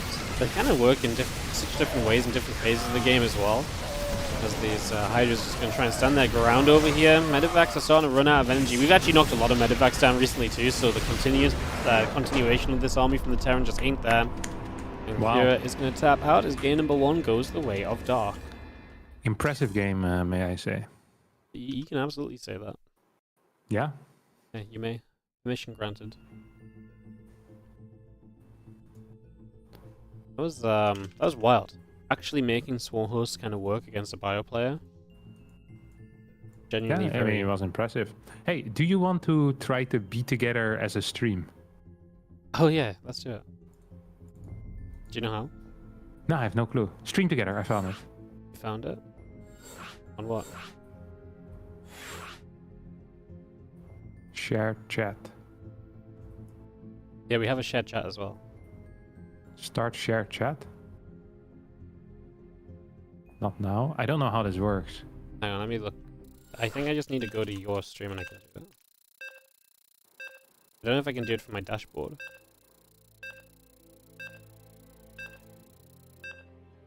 Okay, this is too difficult. I just killed my own camera as well. You killed your own camera? Yeah, okay, I'm don't forget we need to enter the second game. No, they left without me. They went without you? Okay. Yeah, it's fine. Yeah, I'll share screen on Discord. Yeah, I will. And after that, we'll figure it out. I should have joined first, and then we should have figured it out. Well, you can read the tutorial now. True. I'm gonna send it to you in 720, otherwise my thing probably dies. Yeah, don't worry about it. Don't sweat it, weirdo. Alright. Top left is Dark. He's up 1-0 in this best of 3. In the bottom right, Kira is the Red Terran. We even have a couple of great observers in here now as well, so we're not going to miss anything. Really? Yeah, we've got Indy and Inu. They're probably the best observers. The best too? Yeah, absolutely. They're both so good that actually, it doesn't even matter what you pick. You can pick either or. That's nice. Yeah. It has to be pretty comforting to know that you don't have to do any actual work. I think by far the hardest part is the observing now. Yes, I hate observing. Observing is brutal because you can pay like full attention for 3 minutes, not pay attention for half a second, and it looks really bad. Yeah, it's true. And then you are also talking at the same time. And you're talking and you're trying to read chat. Yeah, it's miserable. When they it was actually really good last year in the regionals when they actually hired an observer, and then it was actually so much easier to do the stupidly long days every day because it's just like observing is actually the most difficult part. And in the regionals after, they had no observer anymore. No, we had no regionals for the first, no observer for the first regionals, and we hired an observer for the second regionals. You did it yourself? No, the ESL did because I told them I wasn't okay. gonna. Well, you said we, so it sounded like, you know. Well, yeah, because I did all the production. Ah. Yeah. Right. I did all the production stuff, but I told them You I should wasn't start your doing own it. production company, Wardy. Yeah, well, my level of production is using OBS to do everything and doing it in a very makeshift way that works for me. It's not very professional. That doesn't matter. No, it gets the Other job people done. won't know. Yeah, as long as you do well. It gets the job done, but it doesn't use all this fancy stuff that everyone else No one uses. cares. People want high quality. They don't want. They don't need complexity. Just high quality, and you deliver on that always, Wardy. That's what really matters. Nice. That's what I've always dreamed of. What are you thinking now, Wardy? Thinking. What do you think he's gonna do with his SCV? Probably not a lot. I don't know why we're still on an SCV, but there's a Reaper over here. Low ground triple CC. That's why. Low ground triple CC. Yeah. I've seen a lot of the Koreans started doing that. Beyond Gumiho. Wow. They freaking love this stuff. Actually, Gumiho does it whenever he can get away with it. I think he does it too much almost, you know? Yeah? Yeah. I mean, almost a bit too predictable. Yeah. Triple CC is, I mean, is there a lot of ways the Zerg can punish this? Especially in a game where Dark is gasless, right? Like, yeah, but really. with gases, I don't think there's any way in hell that you're punishing this. Like, we're gonna flood slow things across the map. That doesn't even make any sense, Wardy. No. So yeah, you just get away with this. Yeah. Great start for Kira in this game number 2. Still dangerous. Queen doesn't get it.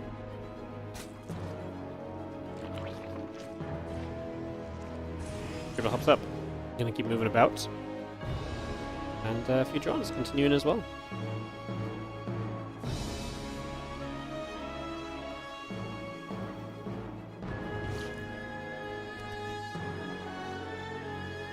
Quick moves. It's gonna see the Hellions and the Viking coming about as well. The Extractor's coming online. The drones and the Overlords keep building also.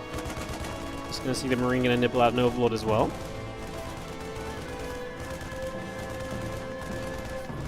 This map is underwater, you know, right, Wardy? Yeah, I know. Missile Reef. You know what else is underwater? No. The game that Irene has been playing recently. It's Dave called the Diver. Diver Dave or something. Dave the the Diver. Yeah, I know. She's loving it. It's legitimately surreal. This game is like the...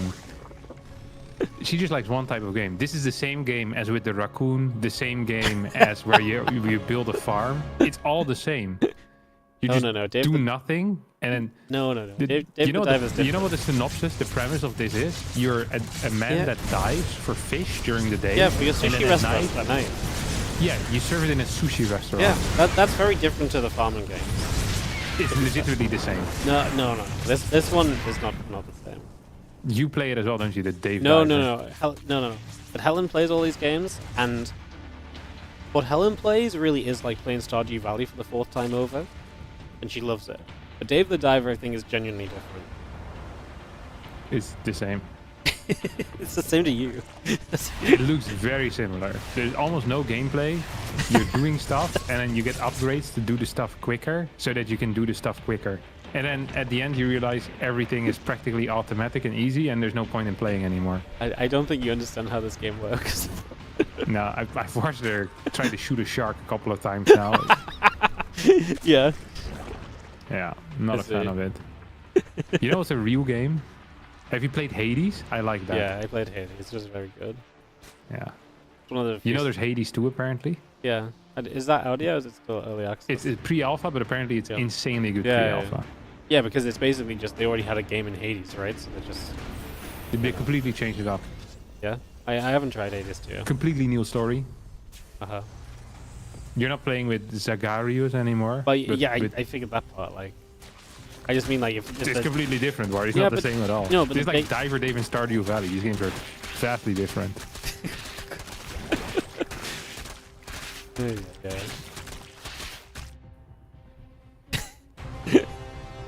How much damage the Banshee is going to do this game? You tell me. I'm calling 5 drones. 5 drones. 5 drones for half a kebab. A half a kebab? Yeah. You can have a full kebab if it's exactly 5. Really? 3, 4, 5. Oh, get out for that kebab, baby! Down. You didn't even... No, don't come back, boys. No! You had a kebab for about 10 seconds there. It's unfortunate we didn't make this make this bet in the kebab shop, because you might have been able to just about get it. Yeah. Oh my god. The kebab would have been paid for already if you would have gone to Grill Palace. Yeah. Surreal. That's very frustrating. Nice try. Yeah, it was a good attempt. 9 kills is quite a lot, though. I hadn't That is a lot. expected that. That was way more than I thought. The thing is because Dark always plays gasless these days, like losing 10 drones really isn't the end of the world, especially if it happens this late. It's like, I even would go as far to say that it's largely irrelevant. Like, I don't think he actually cares anymore at this point. Yeah. Well, he's going to get some creep teamers as well.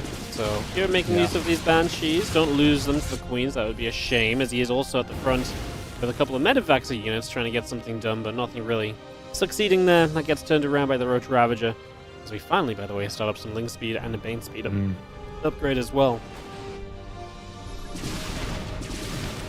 Great stuff.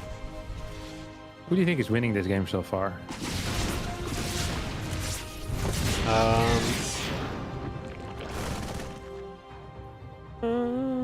don't know if anyone's really winning. I mean, I think I like it for Cure because he got off to a very greedy start and it's just been fine for him, but Dark's also coming up to Hive Tech already. If you were a betting man on WARDO, who would you have $100. You have to put in at least $10. How many bucks are you putting and on who? Even odds. 20 on Dark. 20 on Dark? Okay. Yeah. I think it's fair. Reasonable bet. I feel like this is a good map for Terran though. No, I mean there's a lot of good positions for Terran as well, but I don't know if he was going to really find his way into many of these just yet, so... Yeah, but sure. I mean, the entire map is a Terran position, it feels like. Yeah. So it's hard to find yourself out of position on this map, because it's always good. There's no Ultras quite yet though, and Cure is getting caught off guard a little bit. Dark is actually going to commit to this spot. It's going to take an okay initial fight here. It's going to be taking out the majority of the tanks, which is big. Did lose a lot of supply. It doesn't look like he lost a lot of supply because he spent all of his money instantly. But he's also fairly low drone count. This is something that Dark does very consistently, is he goes up to like 76 workers and then stays there until minute 35. So it means if he takes like 1 or 2 bad like resource trades, it can be quite bad for him, you know? Yeah, very difficult to bounce most other back. Zergs, they can take bad resource trades as long as the trade itself is like a purpose of like resetting the tank count. It's like a legitimate goal for other Zergs. But for Dark, I mean, it can still be a legitimate goal, but he needs to be way more careful because he almost never has a bank. So these fights off of 85 drones would have been insanely good for Zerg. But because it's Dark and he's like 73 to 76, it's like, well, you know? Well, it's like probably almost even resource loss rate, but he's not in a great, like he's being outlined a little bit. Yeah. No, you're right. It is a very dark thing to do where he just sits so comfortably on that count where you just don't really expect Zergs to sit on. I just think bombs are doing work right now, though. Those medevacs are dropping, and that was nice, but he still has an army here to deal with. He's about to have kindness playing, plus 2 Carapace finishing soon. Feels essential to keep these ultras alive. He'll try Nidus during this as well. So he's just about going to hang on in there to give himself some better options a bit further down the line here. I like that. I love options further down the line. And the Bolix. Oh, what the hell is this? It's a lot of overlords. Is it a link drop or for overseers? It's a link drop, right? Probably. I would guess so, right? Like, it doesn't really make sense. But he's going to try Nidus a little bit first as well, so maybe just get those set up for later on. As that Nidus in the main base might get up. Ling's on the right side, going to be met by units. They're going to actually slip in a little bit, but not too much. I think the Nidus is going to be denied. Oh, a couple of ultras got out, actually. It's good enough to cause some chaos here. And that's not what you want as Cure, having to run back in with a lot of units to go chase down ultras. And that means the next Nidus is going to go up as well, so even more units will pop out. All these ultras could escape. Take your pick. Yeah. Look at that. Ultra's going to just pop back into the Nidus. I love that. Look. Them going back into the Nidus. That was really funny to you. Oh, it was just fun. They popped out, they caused some chaos, they kill a few workers, they pull Kira around, and they get out to tell the tale. It's great. He's going to kill this base because of it as well. This is all because of those ultras popping out that Nidus initially. It is true. Kira's also on a pretty low work count right now. Yeah, I mean, you just lost 67 Wardy. We don't want to be him. I mean, the fact that you have to rebuild your CC on location because you don't have another command center to put in position straight away kind of tells you where you're at, right? Yeah, it's a loser move. Yeah. Like Spirit and Beyond would already have like 4 empty command centers ready already floating over there, ready for it to be lost. Yeah. The drop you don't know how replaceable you are until you've been a command center in Spirit's setup. Like he's already floating over where the planetary is. The planetary is just looking up like, what's up with that? What's a shadow? What's going on over there, boys? Yeah. Drop Lord's going to go into the main base. Ultras and Lings will unload, and one of those Ultras is not even going to have space to do much or anything, but we'll try and get involved now. And yeah, we already had an Ultra just running up the ramp that was doing very well. And I think we're going to try and get these Ultras out of here with the Drop Lords, maybe, or with the Nidus network, I guess. And the Nidus evacuations are legit. Yeah, and we have like 17 different groups of links now spread among the bases. It is going to be hell to have to deal with, to be honest. We have another Nidus worm coming in as well. Dark at the same time is posturing near the 4th base and is going to... Oh, it's not a planetary yet, so he can't kill it. He realizes, like, oh, wait, I'm too early. Yeah. I'll come back in 15 seconds. You should have maybe gone for the low ground base, because I think that is already a planetary, so... That would have been a better option. As this Nidus will not go up this time, so this is going to be the cleanup from Cure. Finally gets rid of all these units that Dark has been causing so much of the trouble with. That definitely puts you back in a good direction. Alright, here we go. Planetary still not quite done yet, so it's going to get cancelled. A couple of SCVs are even going to load up. The bailing count is very high, but if they don't get the connections, it doesn't matter how high it is. Low ground Planetary is going to get knocked out by those Ultras. I didn't quite see it happen, and neither did Cure. So it's just going to be 4 base versus, what is it, 6? Yeah. 3, 4, 5, 6. Starting the 7th. I mean, Cure's army is still scary. It's got a lot of army supply involved, but it is low HP. And the Medivacs are low energy, so it's not going to be a lot of healing. Infestors are the exact sort of thing you want right now. So Spellcasters to kind of keep this going and do a lot for you. Going to run back in. This is creep spread, and the Banelings do connect across a lot of those units as well.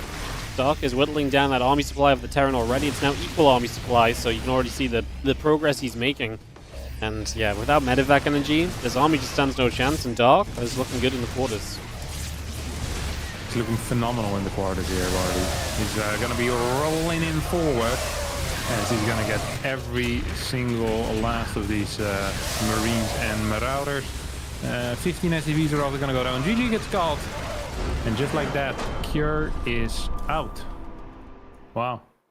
After a dominant performance in the round of 16, he's gonna get destroyed here in the round of 8. Destroyed. Well done. That was genuinely pretty sick from Dark. Dark just has a way with units, man. Okay, you want to try doing the duo stream or no? Yeah. You set it up, because I don't understand how it works. I don't know if I do, but I'll try. safely bring guests onto your stream. That's what I try to do, but I think there's a different thing that is really it. No? I have no idea. Okay, you try. I feel like if we do the thing and it just like it combines our stuff. No.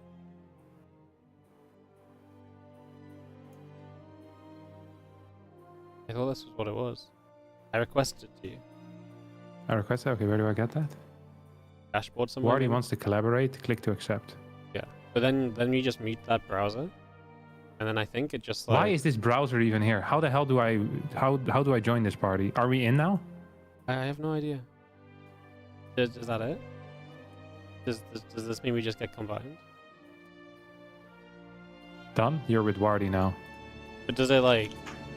Because like, I thought it like combines our. Yeah, no, it's working. Yeah. Yeah, this is how I've seen on other people's. It says Harston +1 on my Twitch now, and I'm It says something went wrong. Please try again. On what? I don't know. This is what it says. It says Wardy wants to collaborate. It went wrong. Please try again. I see you in the thing. Yeah, but it's only working on your side of things, I guess. Well, what do you mean? Like, I don't know what to tell you. I don't know. I don't know what to tell What's you. this party for? Oh, So apparently can I hero. now Apparently hero already beat Darth. Hero beat Trigger, so we got hero Dark. Oh, we got the hero dark right now. Yeah, it's coming. Wardy canceled their request to join. I cancelled the request to join. I don't know. Like my Twitch is absolutely pooping itself right now. Here's not combined. Oh, I can click shared chat. I just shared our chat. Oh, sick. Okay, you got go. it. Got it. Yeah, now I can see who's from your stream and who's from mine. Oh, sick. There you go. And they can talk with each other as well. Yeah, like it completely combines.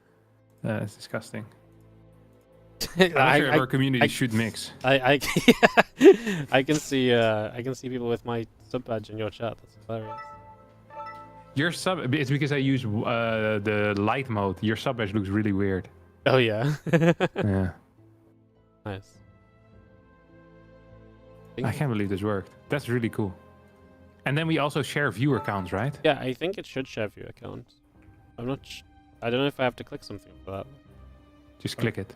But no, I don't know if there's anything else for me to click. Click. Yeah, there is. Like what? I don't know. No, I don't think there's anything else I can click. Okay, then we've done. Oh my god, this is so ugly. Performance. What's wild is that you can use this to like share screens and stuff, so you can actually like, and like we could talk through like this as well. It's just obviously we just don't need to do that. Yeah, it's such a hassle. Oh Why yeah, isn't I there see. just a button? I see. I on my dashboard now it tells me how many shared viewers I have. Really? Yeah. Let me check my dashboard too. Like It just tells me regular viewers. no, your viewership just jumped up to 1.1k now. Like it's Oh, sure, I see it too. Yeah, it's just taking a little bit of time to update. Huh. Yeah, so on my dashboard it says viewers and shared viewers. So I have 800 Yeah, I have it views too now. and then like 1.1k shared. Wow, 1.1. Man, we're rich. Nice. This is how we take over StarCraft. How many people can we add in? We could make a super stream. But you can do like 4 people, I think. 6. 6? Yeah, we could be the biggest streamers in the world. Yeah. We can actually do 6? That's wild. Do we even know 6 people that stream StarCraft? I don't even know 6 people that don't stream StarCraft. Yeah. So. Okay, I gotta do some shout outs. The chat is going bananas with the subscribers now because they think we're together. Yeah. They think they're subscribing to you, but we have idiots. Yeah, give me a second. Nice. Yeah, go on.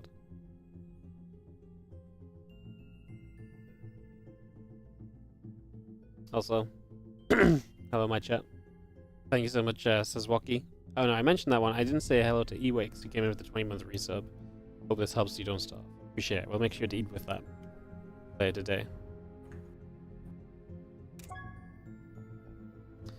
Thank you.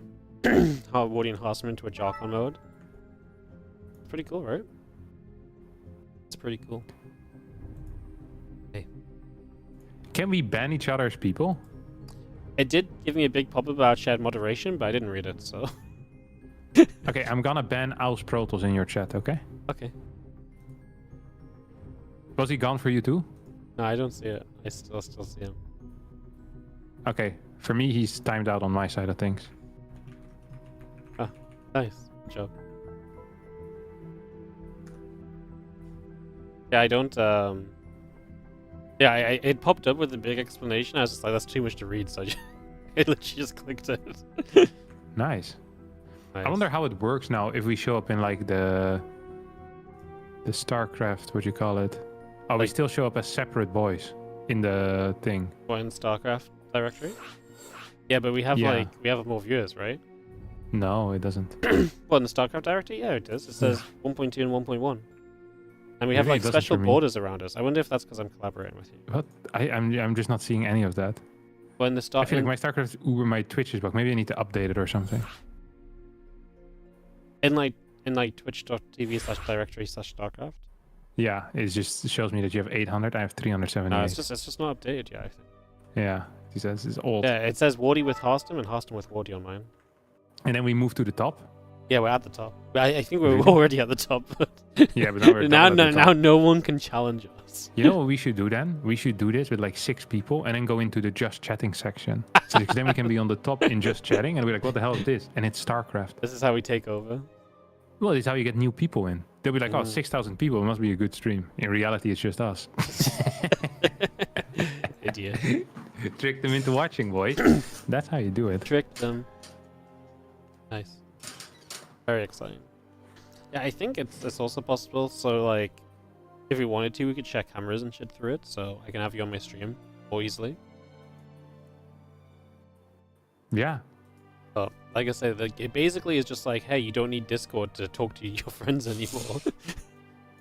So Yeah, but isn't Discord just better? No? yeah, of course, Discord's just better. Yeah, so what's the point? Well, Yeah, no, I mean, I'm Twitch, not saying there's any point. I'm saying that's over-delivering. You're in this lobby, right? Yeah, you are. Good job. Yeah, I was made in this lobby. I'm in the party even. Oh yeah, I suggested you to party. Nice.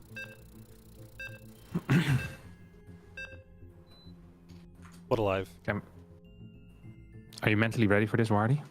What, for Neon Violet Square, Hero versus Dark? Yeah. I'm mentally ready for everything. Dude, I'm so excited. Also, people in my chat before we joined chats were saying a kebab was like €9. I was like, you guys do not understand. I was not about to give Awesome €9. Kebab for €9? Yeah. But did the queen make it herself? Wait, you guys don't have a queen anymore. The king. King made it himself, yeah. King made it himself. Yeah. To be fair, Kebab in England you probably would have to pay €9 for a kebab because we suck. for then it would be 12 worse. pounds or something. Yeah, £12 and it sucks as well. Food was expensive in England. Well, you went to London. Yeah. So it's very expensive in London. Yeah, there was only one place where it wasn't expensive. Did I tell you about that place? No, don't think so. Really? Yeah. Really. So, oh, wait, that's crazy. Because this is a story that I'm sure I shared with everyone that I truly deeply cared about. So I'm surprised I didn't share it with you because I truly deeply care about you, Wardy.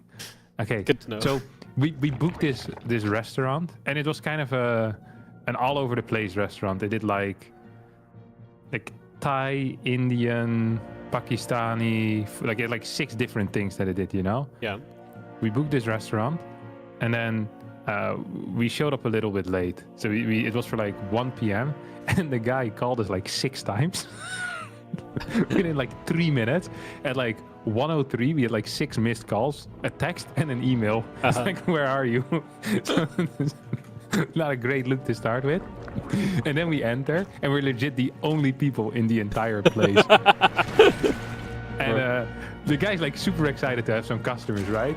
And he's like, he's talking and he's asking where I'm from. I'm like, I'm from the Netherlands. He's like, the Netherlands. That's great, man. And he's instructing, I think his son is in the kitchen. He's like instructing his son to do something. And like 2 minutes later, like Dutch music starts playing. But it's not proper Dutch music. It's like nursery rhymes, you know. And he's like, "Do you like it?" I'm like, "Oh, it's nursery rhymes. Like it's okay, you know." It's not what I would listen to personally. Like he tells his son to change it to something better, you know. And it sounds like googling Dutch music. Get like a Spotify list, and they play it. And I thought after a while they would like stop with the Dutch music, but for the entirety of our stay there, he just played like Dutch rap music. We were also the only customers that were there for the entirety of it. The food came out insanely fast. It was very cheap, and it was legitimately delicious.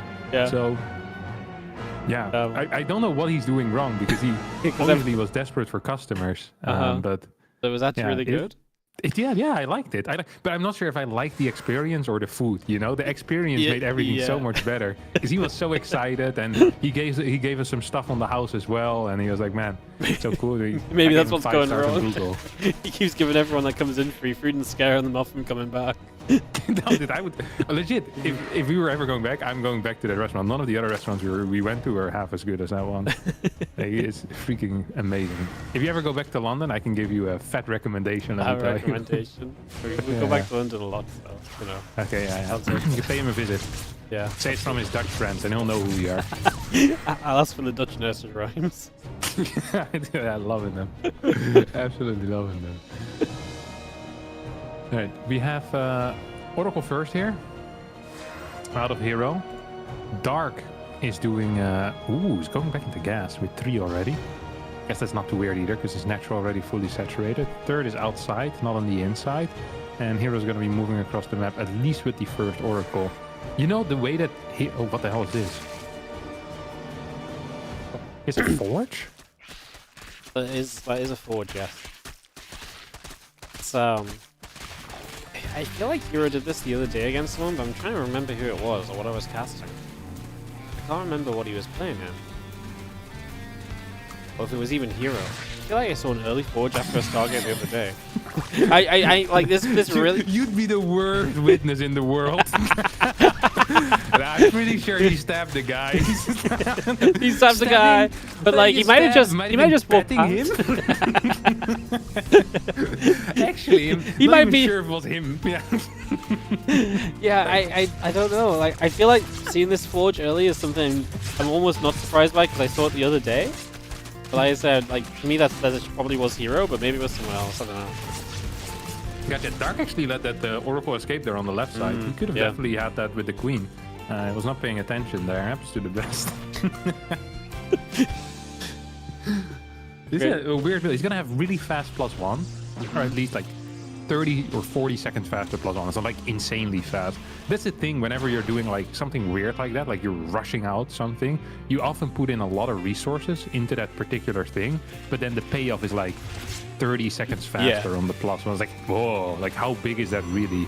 And it does give the opponent quite some peace of mind. Like Dark scouts this forge if he had scouted that earlier and sees it and knows it, like, okay, that means that most likely Blink is going to be quite a bit delayed because there's already 100 gas invested into +1 before the Twilight goes down, which is like a significant delay on Blink majority of the time. So just one of these things you kind of got to keep in mind. Yes, it feels very cool and it might look cool, but what is the actual payoff going to be here for herO? We're going to have to wait and see. He's not going to be capable of putting on as much pressure as he usually would like to do, that's for sure. Kind of, we'll see, just sit back and then when the pressure arrives, it should be a bit stronger with the +1. But I mean, +1's going to be done so far ahead of Blink. I mean, I guess you're more looking at +2 being fast at this stage, but I just don't but see that's why also going to be too fast for the Robo-Bait to kick in. So it's like it's all out of sync. It's almost like this is why we don't do this build. Yeah, but that doesn't mean it's bad. Like, it's just, if you're playing defensive, reactive StarCraft, having faster upgrades is actually pretty useful. If you're going for timing, then doing it like this, maybe not the most useful thing in the world, but I kind of like it anyway. It's nice to see a change of pace here. Prism is about to pop out. That's pretty fast for a Prism too, because it's way before charge is done, and that is quite rare, to be honest. We have the Robo Bay as well. I think it should be for Colossus, and it's only single Robo, which I like too. So you're gonna get like maybe 1-2 Colossus, and then you transition into fast Templar Archive. You're gonna have good upgrades with it. You're gonna have a lot of control in this game. 8 gases, relatively fast. Don't forget, this fort base was extremely quick, and he's gonna get away with it as well. Dark is stuck on 75 workers and needs to, figure out something. needs to find out where he's heading to. There's a couple of queens coming across, the oracles get hit, and the Temple Archive is already building here on the side of herO as well, so he'll begin just to get into every bit of tech that he possibly can get to. And Dark is going to play with the Bane Nest, finishing, obviously get some Bane speed started. Right now, just a Link Hydra kind of wandering across the map. I mean, we're not quite on a Colossus yet. Maybe this is the weak point for herO, but I don't feel like it should be something Dark can do on a map like Neon Violet Square. Coming across the map is kind of crazy, no? Yeah, he does have a fairly high Hydra count, though. Baneling speed is not done yet, which is the thing that worries me most.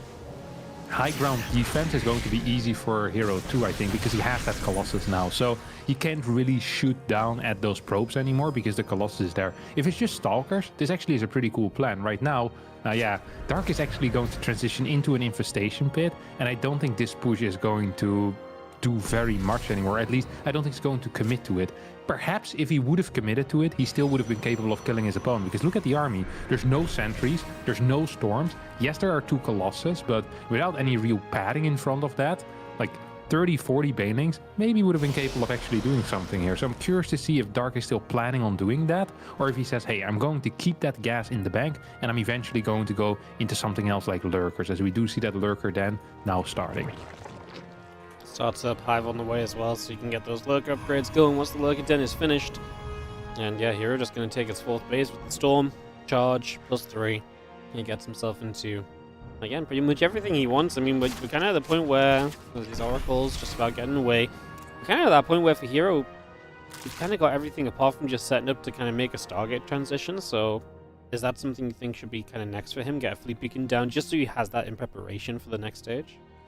Well, with his upgrades this good, I'd almost say it's not necessary. He can also just add in another robotics facility and start pumping Immortals. Like, he's going to have a lot of control this game because he's playing against Hydra Link Bane initially, and he already has Storm Colossus. So his fights should be quite good. And then as long as you keep working on a higher Immortal count, you're going to be just fine against Lurkers. If you're playing +3 attack against +1 range, yeah, the fights are generally going to be quite okay for you. Well, we step up here. It's herO. I mean, like you say, you're going to have some very good upgrades here, so maybe we try and just take some trades, and he's definitely looking for that. I mean, this is also Hive just now finishing, so this is not quite yet able to get Vipers up. This is not Lurkers that have upgrades or anything, so herO pushes now. It's a pretty good time to push in. Obviously, even better if he gets to +3, and I'm not sure waiting for +3 does him much harm. Like, Lurkers may be out, but they're still not going to be upgraded Lurkers. They're not as good as they could be. And he's been very cautious about making sure he has stasis wards up this right-hand side, so he has a little bit of a back-away plan as well. Yeah, that fast +1 now starts to make sense finally, Wardy. 10 minutes in, we see the 500 IQ plays here coming out of herO. As it's going to lose 1 Templar, loses 2 Storms as well. I think I'm more worried about losing the Storms than the Templar. This gold base is potentially in some trouble. And when I say potentially in some trouble, I think it should just die here against those Stalkers. At the same time, Dark is perhaps going for a base trade. I think he wanted to go for it and decided against it because these Lurkers are very, very vulnerable. +3 attack has finished. A couple of Storms on the right side are going to be vital. He's going to absolutely shower this Zerg army in the Storm. Banelings are going down. Prism has died. That means that reinforcements are not going to be as readily available. We have no stasis ward being added in anymore either. I would love to see that. And I think a quick push in right now for herO could still, you know, do something. At least get that gold base here. Zealot run by towards the bottom. And, you know, I think we're cooking. Yeah, he's going to get rid of another one of the Lurkers. He still has 2 Colossus in the back. Super powerful. The only thing you're missing right now is, yes, kind of Storm support at this point, right? The High Templars are gone, so you're missing that a little bit. But otherwise, I mean, this looked extremely good for you. So just, yeah, but a good position for herO to play in. And he is going to go Mothership now. Second Stargate coming up as well. As Dark. Kind of feels like Dark gets stuck now in this kind of Link Bane Hydra comp, right? Yeah, but herO needs to be careful because his Zealot count is quite high, and because he doesn't have Storm, Banelings are actually okay as well. So I love that herO is just giving up these Zealots because he needs to warp in some useful units right now, mainly Templar. If he doesn't warp in 5-6 Templar right now, he's just making mistakes. Like, there's no excuse for it. You're just going to need Templar. I love the Tempest, don't get me wrong, but Templar are absolutely key against high Ling, high Baneling compositions. And it's not like there's no Hydras either. Like, this is an army that is so vulnerable to Storm, and having 0 Stormers in the force is a mistake. Yeah, no, Storm should be priority one in terms of rebuild. The fact he didn't warp in High Templars at home, like I thought he was just like on the map hadn't reinforced High Templars. The fact that the High Templars haven't been at home, recharging energy this entire time is bonkers. I really just feel like Storm is that good. Everything here dies to Storm. We saw how good the Storms were in the last fight. And as we morph in a lot of Banes on the right side, so Dark looking for some counter-attack potential. I mean, herO is adding on freaking Tempest and stuff. I mean, yeah, the Lurker count is coming back online a little bit. I just don't think we're at the point of needing a high Tempest count or anything just yet, as we are going to be seeing the attempt on the left and the right-hand side. So multi-prong from Dark. He tries to lurch away with those Hydras. On the right side, the Banes are going to come crashing. They're just going to knock straight through into the natural, and they have access to the low ground base as well. We're going to even recall to try and defend this, but herO's going to lose a ton of probes. Yeah, herO's losing 20 probes there. At the same time, we have an attack from the left side. I don't think that should be capable of achieving too much. A couple of storms could help out there. Lurkers will have to piss off right now. Problem for Dark is that he doesn't really have a consistent way of dealing with his opponent's army, so he's just trying for little pokes on the side. He's going for run-bys, he's going for a Nidus in the main, which isn't being responded to, by the way. This Nidus is going to go up. Is there anything in there? No, there is not. Once Lurkers get in there, that could be a pretty big deal, but the Nidus network is pretty far back. Lings are dealing a lot of damage in the natural. At the same time, herO is pushing in. herO is out of cash though, and now the Lings are coming out of the Nidus into the main base. herO will be forced back home. This was an extremely poor response out of herO. Yeah, he's just kind of let Dark do... I mean, Dark dives and stuff like this, and he's just not respected any of what Dark is doing. Now we got Hydra spawn out, that Nidus in the main base. It's going to live for a little bit longer, and herO had such a good set of fights previously, and it's just slipping away from him here as he lets Dark harass and cause so much more trouble than what should have been in this game. herO is going to clean up. Obviously still is on a very good army, but now his work count is 38, so herO's getting to the point where he's going to have to attack and just, basically try and end the game, basically. Yeah, I think the correct thing to do here, by the way, is to wait a little bit. I think the gut reaction, the instinct is to run across the map again and go for it. But I actually think stabilizing, getting cannons, stasis ward, making sure you're not being killed, and then maxing out on a huge army is the correct play. Have like a Templar at your natural, a Templar at your fourth, a Templar at your fifth as well, and you're actually pretty set up against most Ling attacks, and you should be fine. And then you very slowly and systematically start moving across the map. Make sure that there's no threats that can hurt you. And then once you're properly maxed out and you're safely moving across the map, that is when you truly strike. That should be the goal.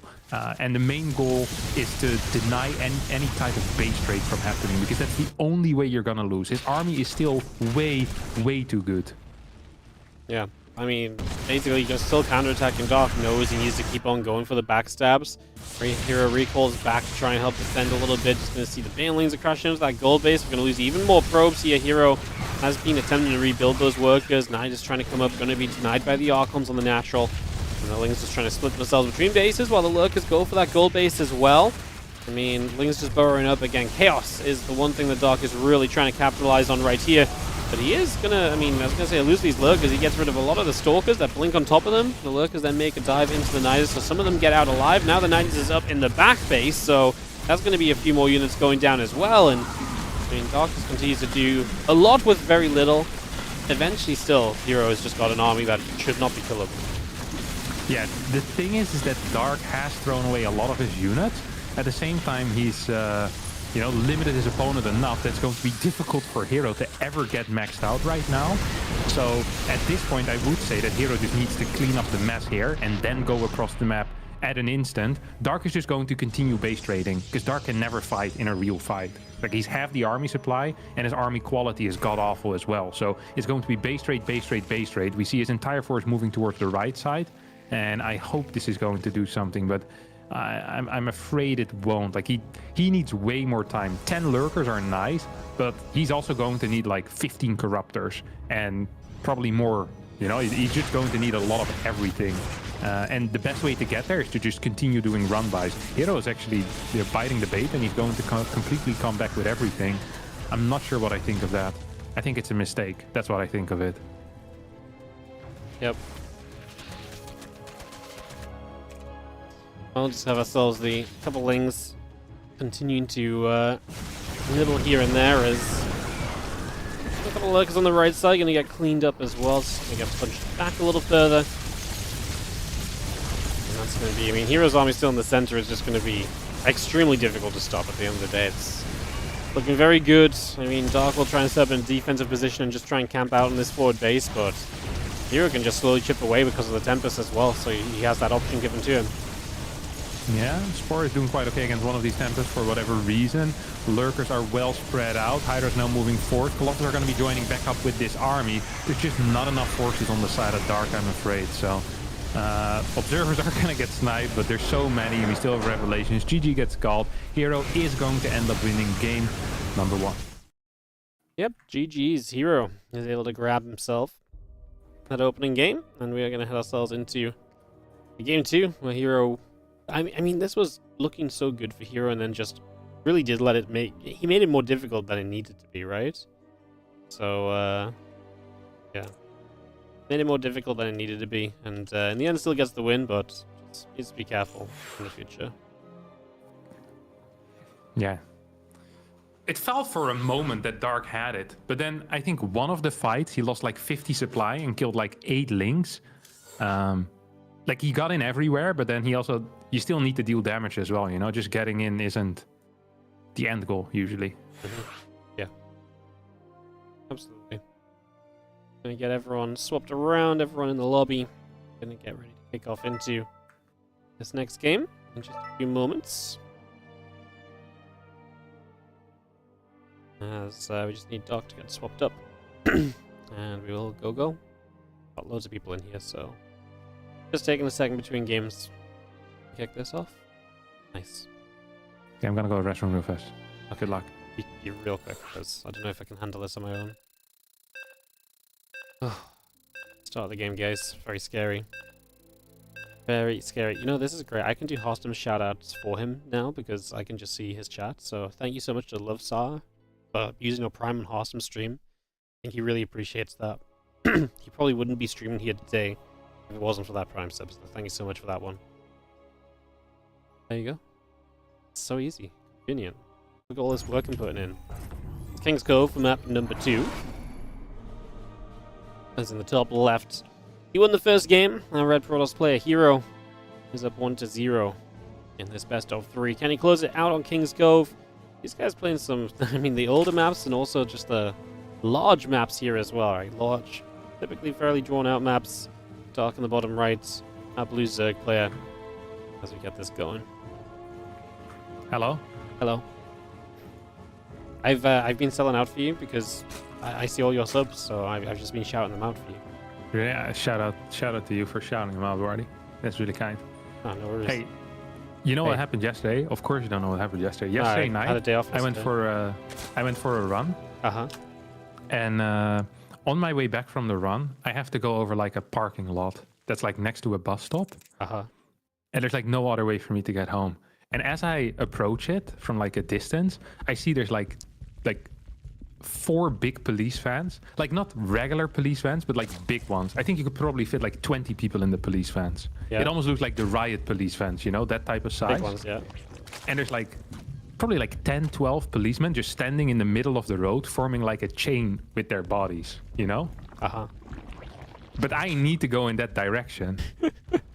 But there's also nothing else happening. So there's like there's like one other guy sitting in his car close by, and I think they're talking to him or something. But I'm not wearing my glasses, so at night my vision is like pretty poor, so I have no clue what's going on. So I'm just running in their direction, and I'm kind of slowing down, and I'm pulling out like my one in-ear, waiting for them to yell stop. And then they just move the human link. You know, they go out of the way, and I run past them, and the guy's like laughing at me like I did something stupid. You know, he's like, I still have no clue what happened. It was like 11 p.m. as well. This guy's like, he's got no idea what he just ran into. He still don't. Hasn't happened yet. Yeah, That's I have no that clue what happened. It was just a weird experience. I've never had this happen in my entire life. Dude, I thought they were going to stop me. I was going to have to run all the way back. This is like at the end of my round. And there's no way for me to go back because there's like a highway next to it. So then I have to run like another 4K. I was deadly afraid because my legs were tired already. And then they just managed to let me pass. But then what's the point of forming a human chain if you're just going to let everyone pass? No wonder the Dutch police is performing so poorly if this is their policy. Human chain, but if anyone approaches, they're good. Yeah, what is this? My brilliant disguise as a runner tricked him again. Little did they know I had 2 kilos of cocaine in my backpack. How does he keep getting in and out? Morons. I'm actually looking for a guy with glasses, but you had no glasses on. Nah, his vision is shit. Let him pass.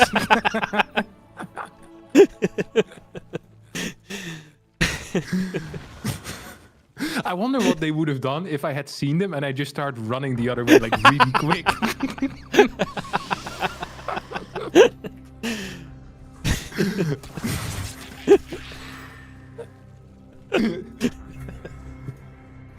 That's a good one. Void Ray first here for for herO. I think Void Ray first has been making a comeback, and it is not because it's so good, but it's because Oracle is just worse now. So it feels better compared to the Oracle, but it's not. You know, there's no buff. It's still crap. Yeah, I just wanted to make sure that people are aware of that, because I've seen people be like, oh, triple Void Ray is really good. It's like, no, it's just better compared to what Oracle is right now, because Oracles are just not that great. I mean, it's nice actually to snipe these Overlords. It makes the early stages of the mid game a little bit simpler as well, because you know, your Oracles have more freedom of movement. You can scout much easier when there's a Void Ray with your Oracles, because they don't know where you're coming from, so they can't really deny the scouting as easily. So I always feel like the Void Ray stops Zerg from doing like really crazy stuff. But I mean, you also just have no Oracle, and it's more expensive, don't forget. Void Rays, they are really bad, but also expensive. Void Rays are a little bit like brand clothes, you know? Yeah, they're expensive and they don't really do much. Yeah, they're made of the same material often. They just plop like a logo on top of it and they charge twice as much. It's the same with the Void Ray. Like, it's slow. The only advantage it has is that it can attack air. Because this one gets cancelled. Make a good point. It can attack air. Yeah, Is it really that similar otherwise, though? Sorry? Is it really that similar otherwise? I feel like Void Rays just suck. Yeah, I mean, that's what I mean. It's worse in every way, except it can attack air. Like, it can't scout as well. It doesn't have stasis wards. It's 100 more. Just not good. Yeah. You're delaying your can deny an Nexus Overlord, basically. Yeah, because well, that's what I said. It can attack air, Wardy. Yeah, I'm putting context for the people that can't figure that out, what that means. You know? The Overlord is the only unit that's there they can attack. Yeah. Yeah, well, some people struggle to put two and two together, mate. Like, you know. That's true. Fair play.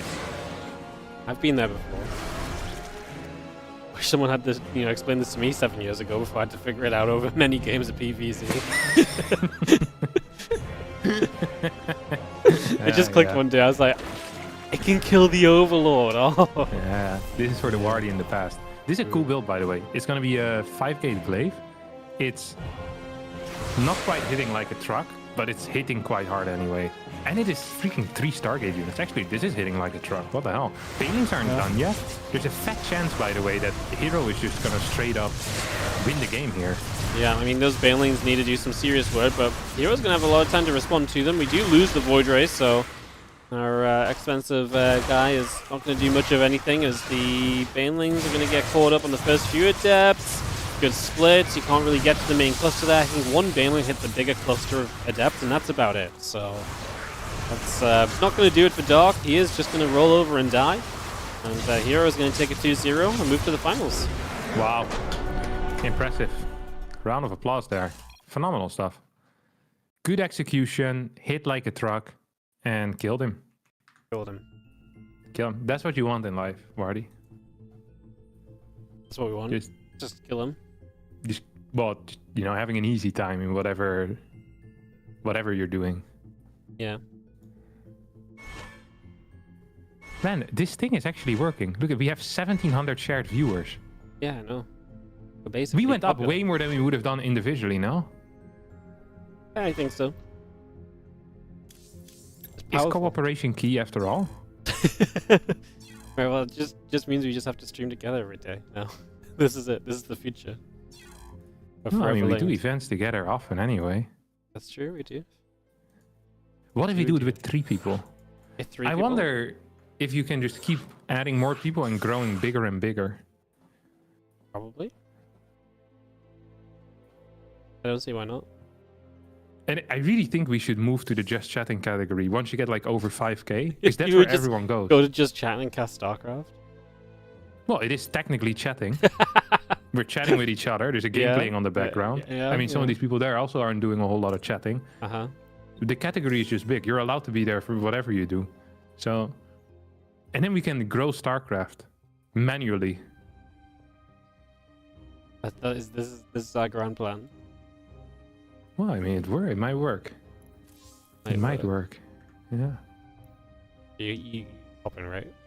Just America's not liking you. Wait, I'm going to NA? Yeah. I wrote in the in-game chat. Oh yeah, but I don't read that.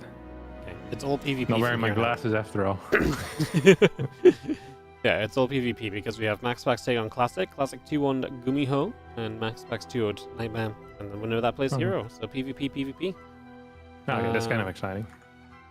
I think we've got everyone. There's a lot of people in the lobby already, so I'm going to say we're Thank you, Pizza1987, for the Twitch Prime to Wardy. Thank you for shouting out the shout out. Yeah, but you did it for me earlier, no? Yeah. Nice. This works great. Now we only have to do one sellout section. But and it's more natural because I can just read whatever's happening in your chat. It actually makes more sense as well because it's actually just in the chat. Yeah. Technically, this is React content. Hey, it's not incorrect. We're just reacting to some StarCraft games, right? Like, yeah. Yeah, that's correct. High test comment. All right. This is best of 3 as well, right? Yes. This is the semi-final. Okay. I'm digging it. Okay. In the bottom left, our red Protoss player here is MaxPacks, who has not been as dominant in this matchup as he once was.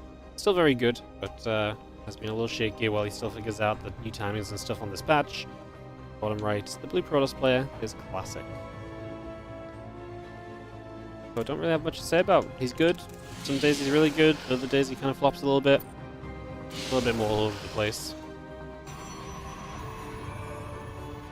Yeah. The thing with MaxPacks is that he doesn't have a consistent approach anymore. Because the consistent approach has disappeared, to be honest. Like, if you're playing Stargate One Get Expand every single time, you're just gonna die. Like, because it's not you just can't hold some stuff. You need to do gambles within the build. And I even think you should gamble outside of the build sometimes. And we've seen him do that. Like, we've seen him open up with fast robo every now and again when he thinks he's being like a gate all-in. Like, gate-based all-ins, like Twilight Council and like 4-gate are best held by getting a fast robo. Most other all-ins are best held by having a fast Stargate. So if you're playing against a proxy Stargate, you ideally want a defensive Stargate. If you're playing against a proxy Robo, you want a defensive Stargate. If you're playing against Blink all-in, you want a Robo. If you're playing against the 4-gate all-in, you want a Robo. So there's kind of a split there, and you need to figure out what is what ahead of time, and you very often can't scout. So it is just difficult for MaxPacks to have a very consistent approach. And I think he was very, very good with his consistent approach. He very often got ahead out of his consistent approach, but now that that is not possible anymore, you can actually see that, yes, his PvP is very good, but it's not unbeatable at all. Like, a lot of his good PvP came from him just being ahead every single game. Yeah. Yeah, no, I mean, he put himself in very good positions, and people could not punish those, right? Like, that was the problem. So, definitely a new era for watching MaxPacks in this matchup. And some games, he still looks freaking amazing, right? So, yeah, that's... I mean, he's brilliant. I'm not saying he ain't brilliant. I'm just saying that he's not consistent anymore. Yes. Which was like his main selling point. Is like how consistent his first 5 minutes were. No one else had that luxury in PvP, but he did. So that's why we saw such a high win rate. Like, he was just always ahead, and then his mid game and late game was at least equal to most. So yeah, then he's just gonna win a lot of games. And now I actually think this start that we're seeing here is kind of weird, because we have a Stargate on the side of MaxPacks, but a much later Nexus. And because the third base is reachable without having to clear one of your own gateways, a full wall is a viable solution to dealing with the Adepts.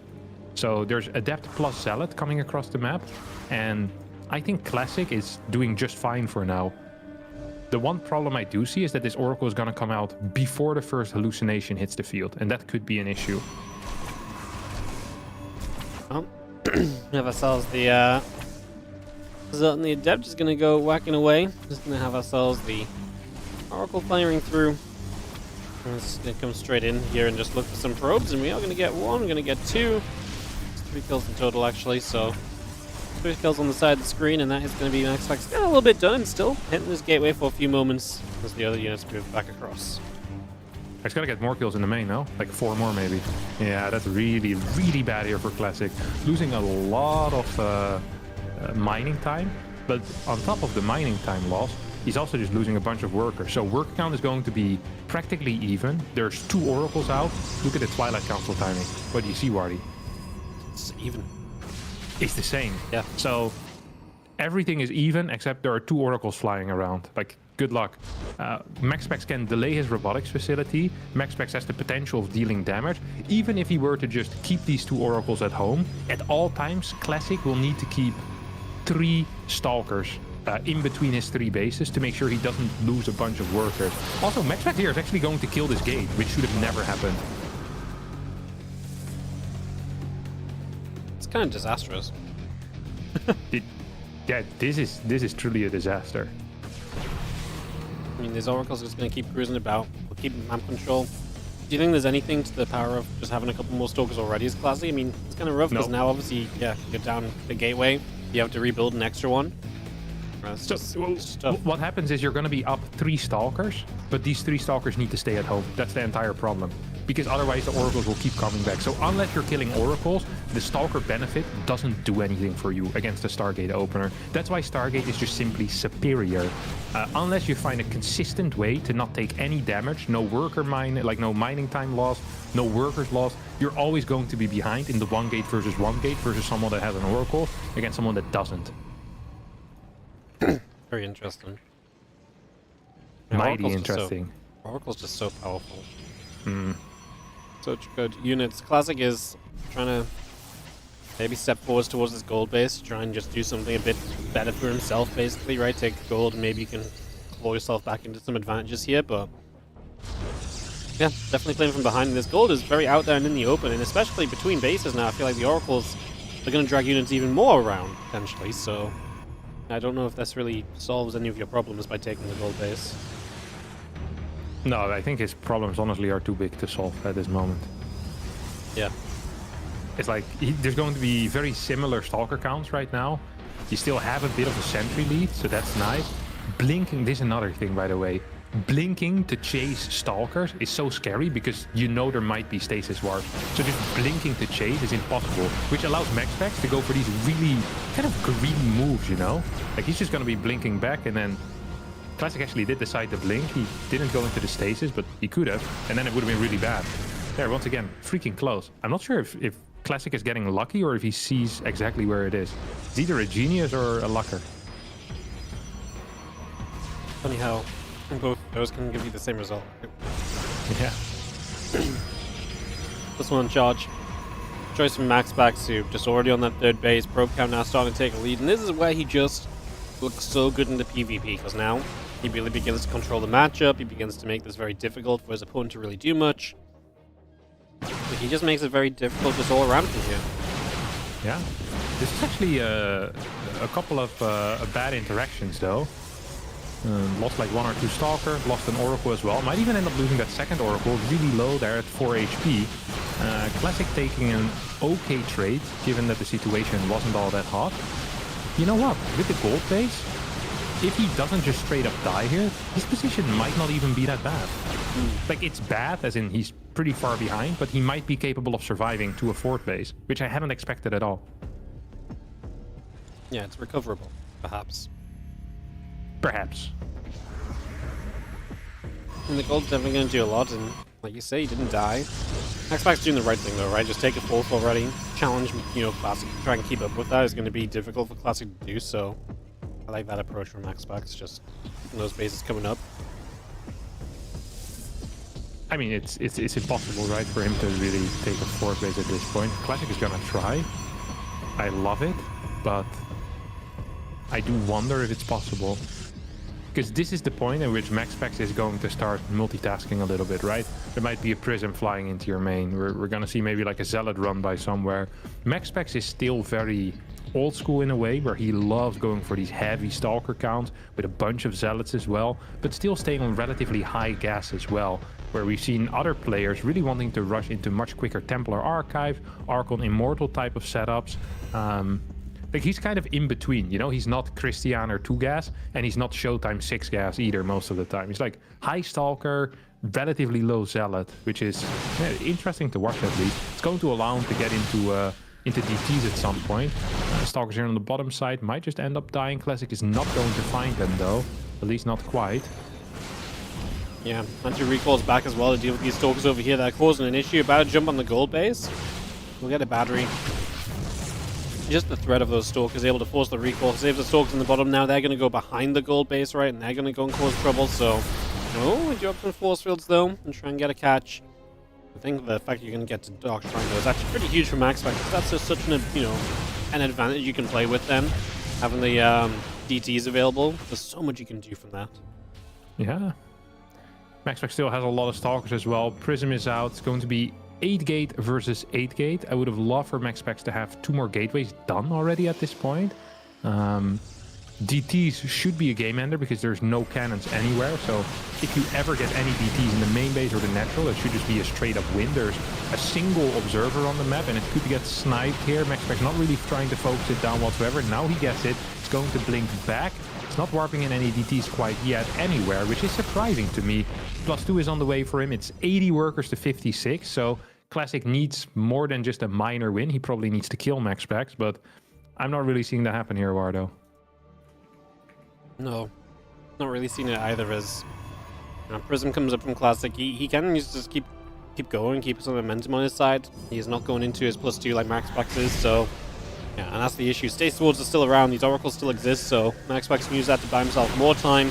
Now some DTs have been warped in as well, so they're going to become active in the main base as they drop straight in here in a game where there is currently 0 detection available for Classic, so not ideal. And Observer is Chrono boosting out, and it will get out, but again, just another issue he has to deal with. Yep. Yeah, I mean, these DTs are just going to force Classic to move in right now. Prism is going to get sniped. There's no detection here with this push for Classic, so even a single DT is going to stop this. There's literally no hope left. It's going to be 1-0 in favor of the Danish Crown Prince.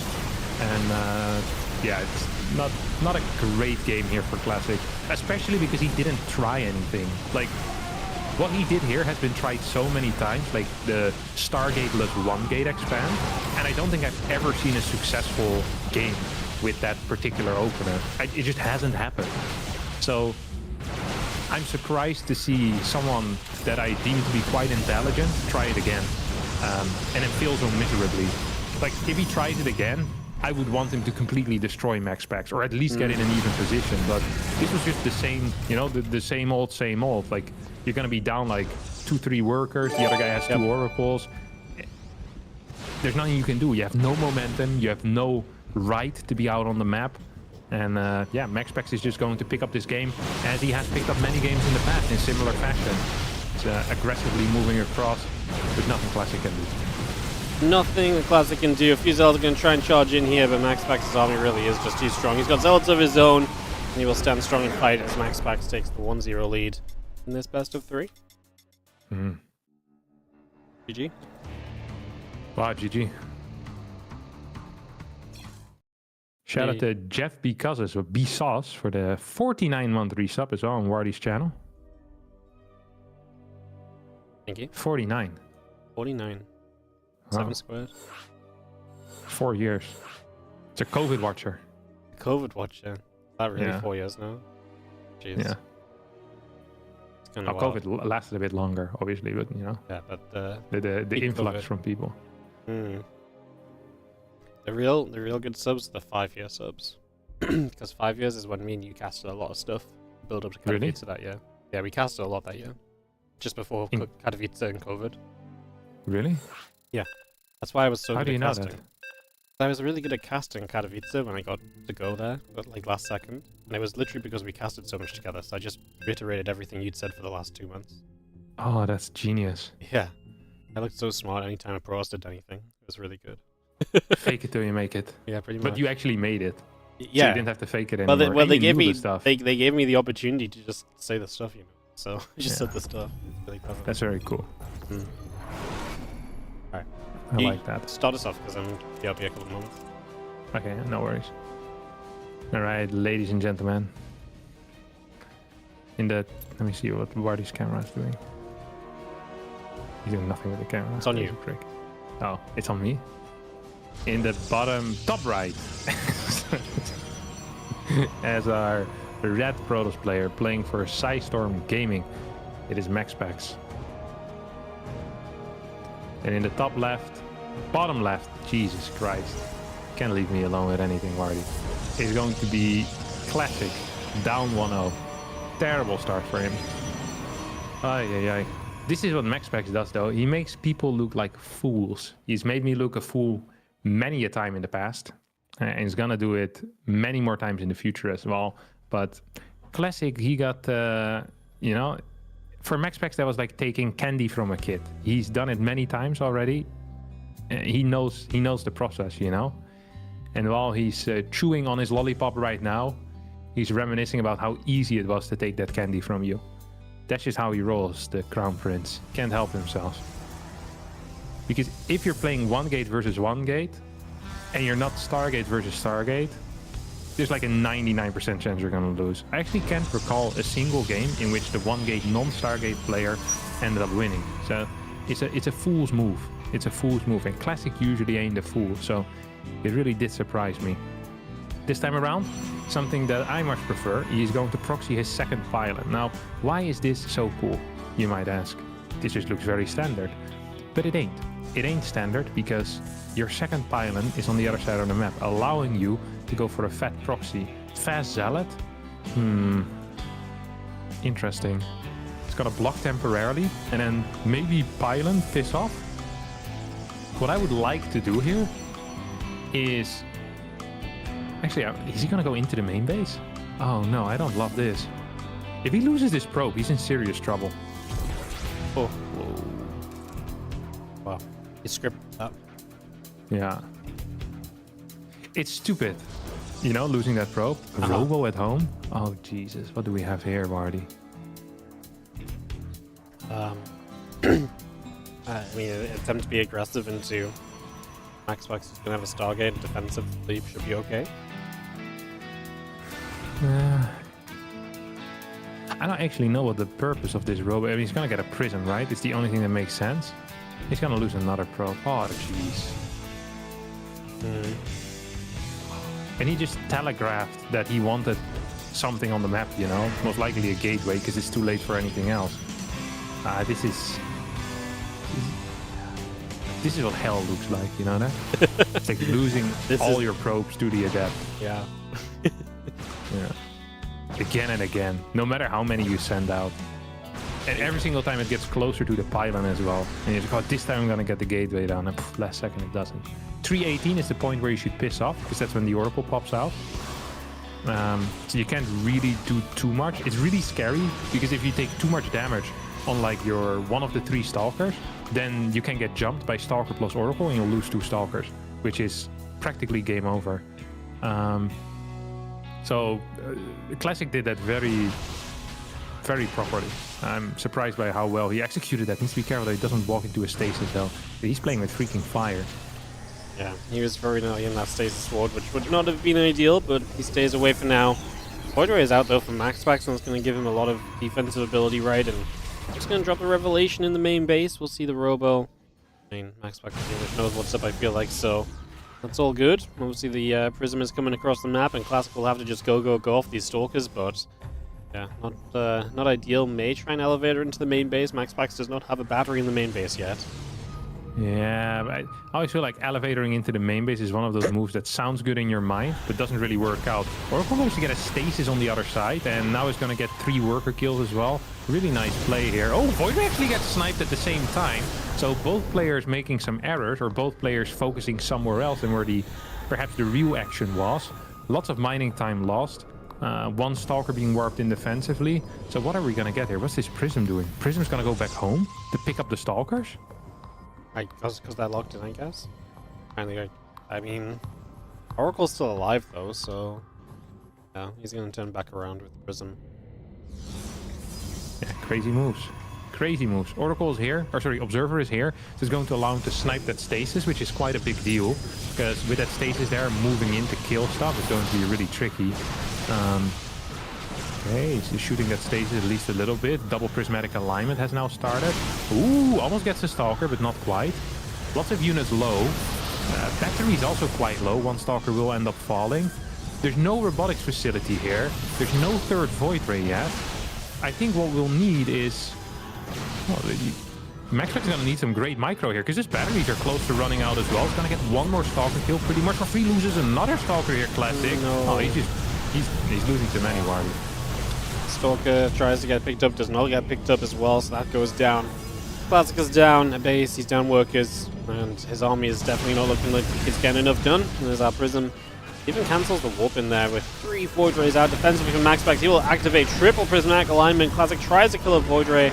Doesn't happen. That is game. And MaxPacks moves through to the finals, as he so often does in the WARDITV Mondays. W's in the chat. Wow. Another win for MaxPacks. How many times has MaxPacks won the thing? Do you know? Oh, like a lot. Really? Yeah, he's... if he's not winning, he's in the finals. MaxPacks has 12 finals, 5 wins, 7 second places. And how many tournaments have there been? This is 18. So that's 12 out of 17 times he's been in the finals, and he didn't play 3 times. He didn't play 3 times. Yeah. So like he's only missed the finals like 4 times. This guy's very consistent. Yeah, it's actually ridiculous how... The thing is as well, it's like it's just these Monday Cups too. Like every time it's a Monday Cup, like he is just there, and he is just doing extremely well. It's crazy. He had a streak of 3 wins in a row. Mm. Clem had a streak of 4 wins in a row at some point, though. Yeah, early on. Yeah, 3, 4, 5, and 6. Mm-hmm. And then 11, 12, and 13 were for MaxPacks. Dude, who's recording all of this? What the stats? Yeah, that's crazy. Yeah, that's why Wikipedia is so great. Yeah, it really is. And I think it's actually it actually takes these tables, get filled in from just the other tables on the pages being filled in. So when you write down the winner for 18, it automatically fills out the 18 stuff. Like that, huh? Yeah, I mean Wikipedia's been added to you for like years upon years, so they have a lot of smart stuff. That's why it can do all the medals per player and country and stuff as well and team. That's really cool. It's all automated. Shout out to them. Yeah, Wikipedia is sick. Always has been. Always has been. So Clem actually has the most wins. Yes. I literally just closed. Oh no. Yeah, Clem's won 8. The MaxPacks is 5, but Clem has less finals. Yeah, but who cares about that? Yeah, no. He has like 1 less final, but he's... Once he gets to the final, he wins way more. It's because MaxPacks keep playing against Clem in the finals. Freaking Clem, ruining life for everyone. You say that, but MaxPacks and Clem in the finals is like 4-3 to Clem. I think. Oh, you're right. Maybe 4-2, actually. 3-2. 4-2. 4-2. 4-3. You're right. The first time, 4-3. Yeah, I counted it. I can't even see them. Yeah. MaxPacks lost 3, 4. Also, shout out to Spricky for the Twitch Prime to my channel. Shout out to BGF89 for the Twitch Prime to Wardy. And P-Man Jr., Pieman Jr. for the Prime to Wardy as well for 25 months. Currently on a 4-month streak. Would you see that? Streak. Yeah, also earlier I got a donation, which I forgot to shout out. I wish we could share those two. Not the money, but you know, the... Not the money, just the donation. Just the donation part. Yeah, that's good. That's good. Love Sarah with the $13.37. Your great content reignited my love for RTS. Do you ever get that type of message, Wardy? Yeah, I always get the thanks for saving StarCraft. I'm the only person that's ever run a StarCraft tournament. No, you just say no problem, my pleasure. You know? Yeah, I'll take it. I just, you know, there's other people that are also streaming and running tournaments and stuff. You know. No, they're not. But not like you are. You saved it. Nice. Yeah. Thank you. And the clouds outside my window are moving so fast.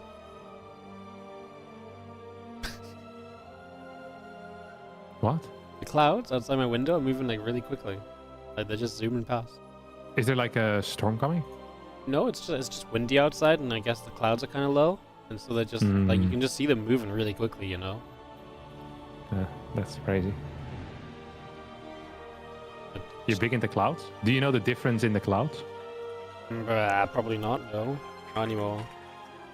I used There's to. like I mean, different, they told us that. They're like way back in Yeah, I school. know. But they only tell you like 2 different ones. I think there's like hundreds of them. Zero status. Yeah, they teach you like cumulonimbus and I can't remember. Cumulus. Yeah, Nimbostratus. nimbus track. Cumulonimbus. Yeah, there's lots of them. Stratus. 10 basic clouds. You can go cloud spotting then. Do you know anything about birds? Birds? Yeah, like bird watching or stuff, or trees. I know that they fly. I feel like getting into something like that is quite exciting, you know? Yeah. Yeah, just because they're everywhere, you know, so the birds and trees, or like types of grass or something like that. So no matter where you are, you always have some input, you know? Yeah, you can be like, oh, that's one of them. Yeah, even if no one else cares, at least it's like, you're like, oh, is it? Yeah, I'm gonna. Then you'll be known as the bird guy or the tree guy. I think it's really easy to become known as the bird guy. Helen just. I knew a bird guy back in the day. He like knew a lot about like bird watching, and he went to like the different like places to go for the birds, you know. Yeah. And not the birds in the British sense, you know, for the ladies, but he went for the actual the flying one. I didn't even think about it until you said that. That's. Helen's No, brothers even into bird watching with his wife, that would be a weird thing to do. You know? I don't know. Maybe he's really into just like getting in the shit. I don't know. Yeah, it's possible. It's very possible. Yeah, one of my good friends, he was more like just general animals, you know. And he would go out in the morning, and then he'd just lay there and watch like the animals go by and stuff like that. He said there's like loads of animals in the morning. Yeah, like in the morning before people are around. Yeah. It's like he'd go like 3 a.m. or so, and he just lay in the bushes. It's like pretty local too. And then you have like loads of so you can see like mice, freaking rats, and like foxes. I didn't even know we had foxes in the Netherlands. We also have wolves now. You have wolves? Yeah. They migrated, I think, from Germany to us. It's like a big ruckus about them because there's more and more, and they take out sheep and stuff like that. Yeah. And the farmers get very upset. And then the wolf protectors get very upset as well because the farmers are getting upset at the wolves. And then it's like, we have like 18 of them. And every like 3 months, there's like a news item, which is basically wolf stared angrily at a girl and girl got scared. And then there's like 12,000 comments. It's like, we should shoot them all, you know. And then other people, you know, we can't fight nature. It's like, it's great. Having no, having no side. Input, yeah. Yeah. It's just nice to watch, you know.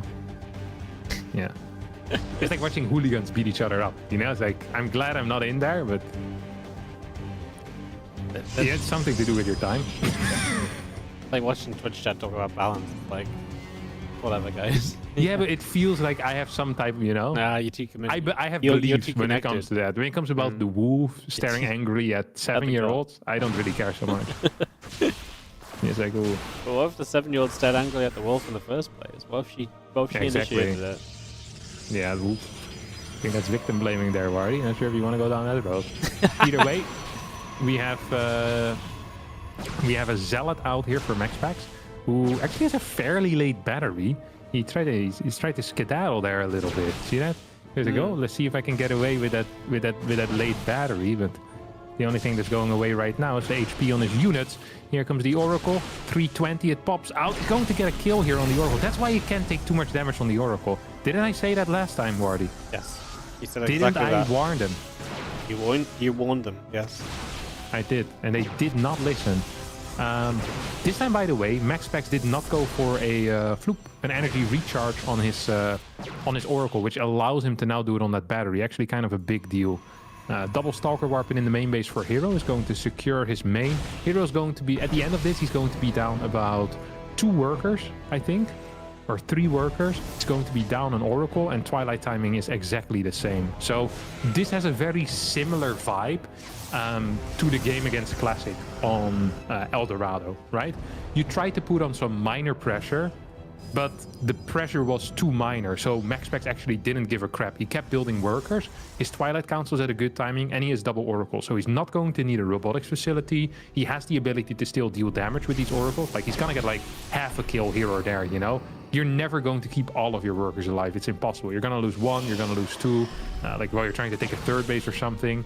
You're gonna walk into a stasis. So these guys, they have actual value, and even if he doesn't kill any workers, it's already 35 to 32. So it's not even a good spot for herO right now. So yeah, basically what I'm saying is this looks really freaking bad for herO. It is possible to come back because he hasn't lost 20 workers and 85 seconds of mining time, but it's not the greatest thing that has ever happened.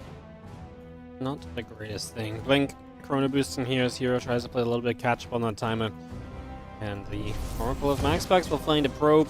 I wanted to build a 3rd base, so it's another delay as he even tries for this Stalker. Gonna go double Oracle to get it. He's gonna get a Stalker kill again. Down. Messed up. So you don't see that one every day. No, you don't.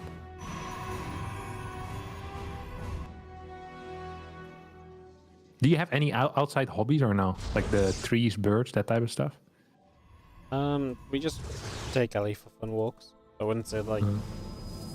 But you like don't recognize anything on the walks. Like, ooh, it's interesting type of grass. Helen just got a mushroom book for Christmas because she's into mushrooms.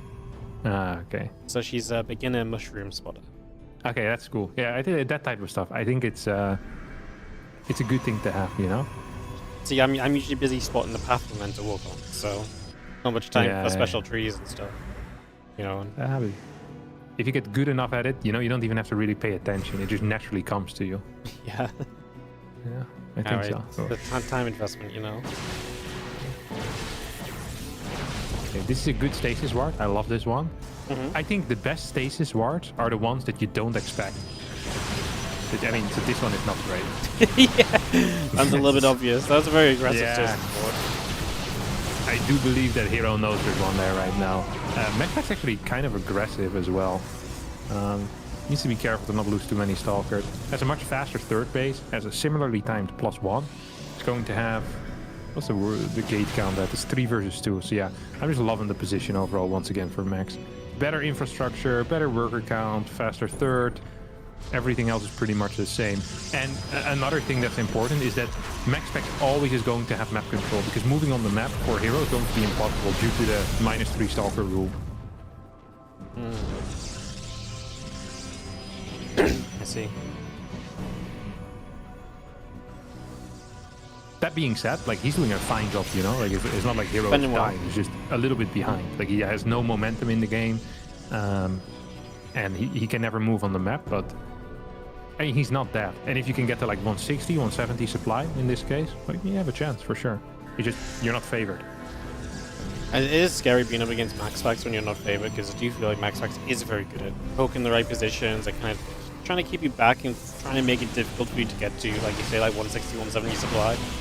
He's very good at just keeping that pressure up. Like here, just comes up, tries to get a gateway. If you get it, then great. If you don't, it's like, well, what did you lose? Like, nothing. You just bring some Stalkers back. Gets a few probes now elsewhere at the same time, so we're going to see a couple of Adepts getting into that 3rd base. They get 5 workers, so 6. So even better, MaxPacks continues to just put himself in a favorable position and just extend on that favorable position so far. Yeah.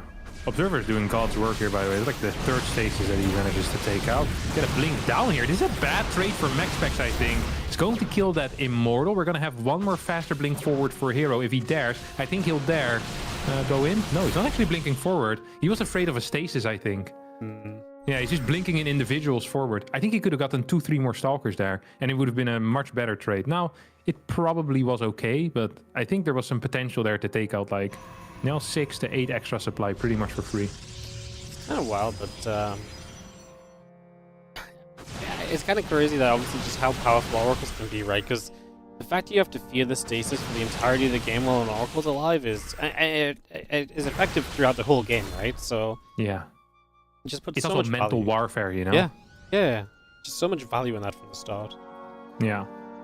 Yeah, as long as you keep one alive, you know? The moment one dies, like, for whatever reason, no one rebuilds an Oracle, like, mid-game. It's, like, it's expensive, but I still think it would be worth it just based on the stasis, really. It's also insanely good against DT harass. Which, by the way, is going to be happening. DT's marching across the map. MaxPacks somehow sniffed it out and has a cannon going up in the 3rd base, has a cannon in the 4th as well. Not in the natural order main, but I think this DT is on the way to the 3rd base, and that's going to reveal the grand plan here for herO. So, yeah, honestly, MaxPacks is in a very good spot, but not unwinnable for herO. When we step forward here from MaxPacks, going to see a cannon going down. Just going to be having the Stalkers and the Immortal coming across. We do see the step back from MaxPacks. A couple of the DTs actually get caught in a stasis in the end, so they're going to get caught up for a moment. But does pop a stasis at least, but there's another stasis, catches a lot of the Stalkers, and again, all of a sudden MaxPacks sees that he's like, oh, can I do something more? Because now you've got so much of your supply just trapped away, unable to really be, you know, truly participating properly. Comes a big question. Yeah. I'm not sure if he could have done much. Like, the problem with having like a +1 Immortal there, and the Stalkers also kind of blocking the aggressive concave, is that you're probably going to lose more Stalkers than you're going to kill. Ooh, MaxPacks here with the counter DT attack, and herO is not quite as well prepared, has no cannon in here, is now just building an observer, and I think this could be not necessarily the end, but the beginning of the end here. This first little warp in. It's going to get quite a few kills and cause a lot of chaos. And those Stalkers at the front continue to put up a very good fight as well, really packing some punches and continue to create great trades. And MaxPacks just continue to even get Stasis Ward still landing as well. With 15 probes dying for herO, he's going to struggle to stay in this. Whereas MaxPacks keeps on taking bases, now some Zealots on this location as well, plus a DT. And again, just utilizing those units so well in terms of being able to use them as a way for everything else to then hit. So you distract in one place, you hit in the other, and it just continues to amass damage. Yeah. During this, by the way, MaxPacks was floating quite a bit of cash. So that's one point of criticism that we've now seen across 2 games, is that MaxPacks is struggling to keep up with the macro and perhaps just needs a higher gateway count before going up to a 5th base. And maybe even before he goes up to a 4th base, because he's just floating like astronomical amounts of cash during these pushes, like 1300 minerals.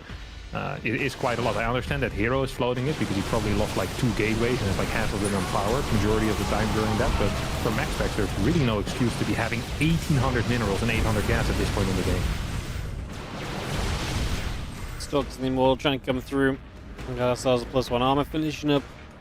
+3 attack though from MaxPacks, so even there he's going to be looking pretty good as just sitting across 5 bases. The thing is, herO is going to struggle to get to 5 bases because if he tries to take that low ground expansion, MaxPacks seems to have way too much control around these positions. So you try and wall off, they get cancelled immediately. They're going to come down this ramp now.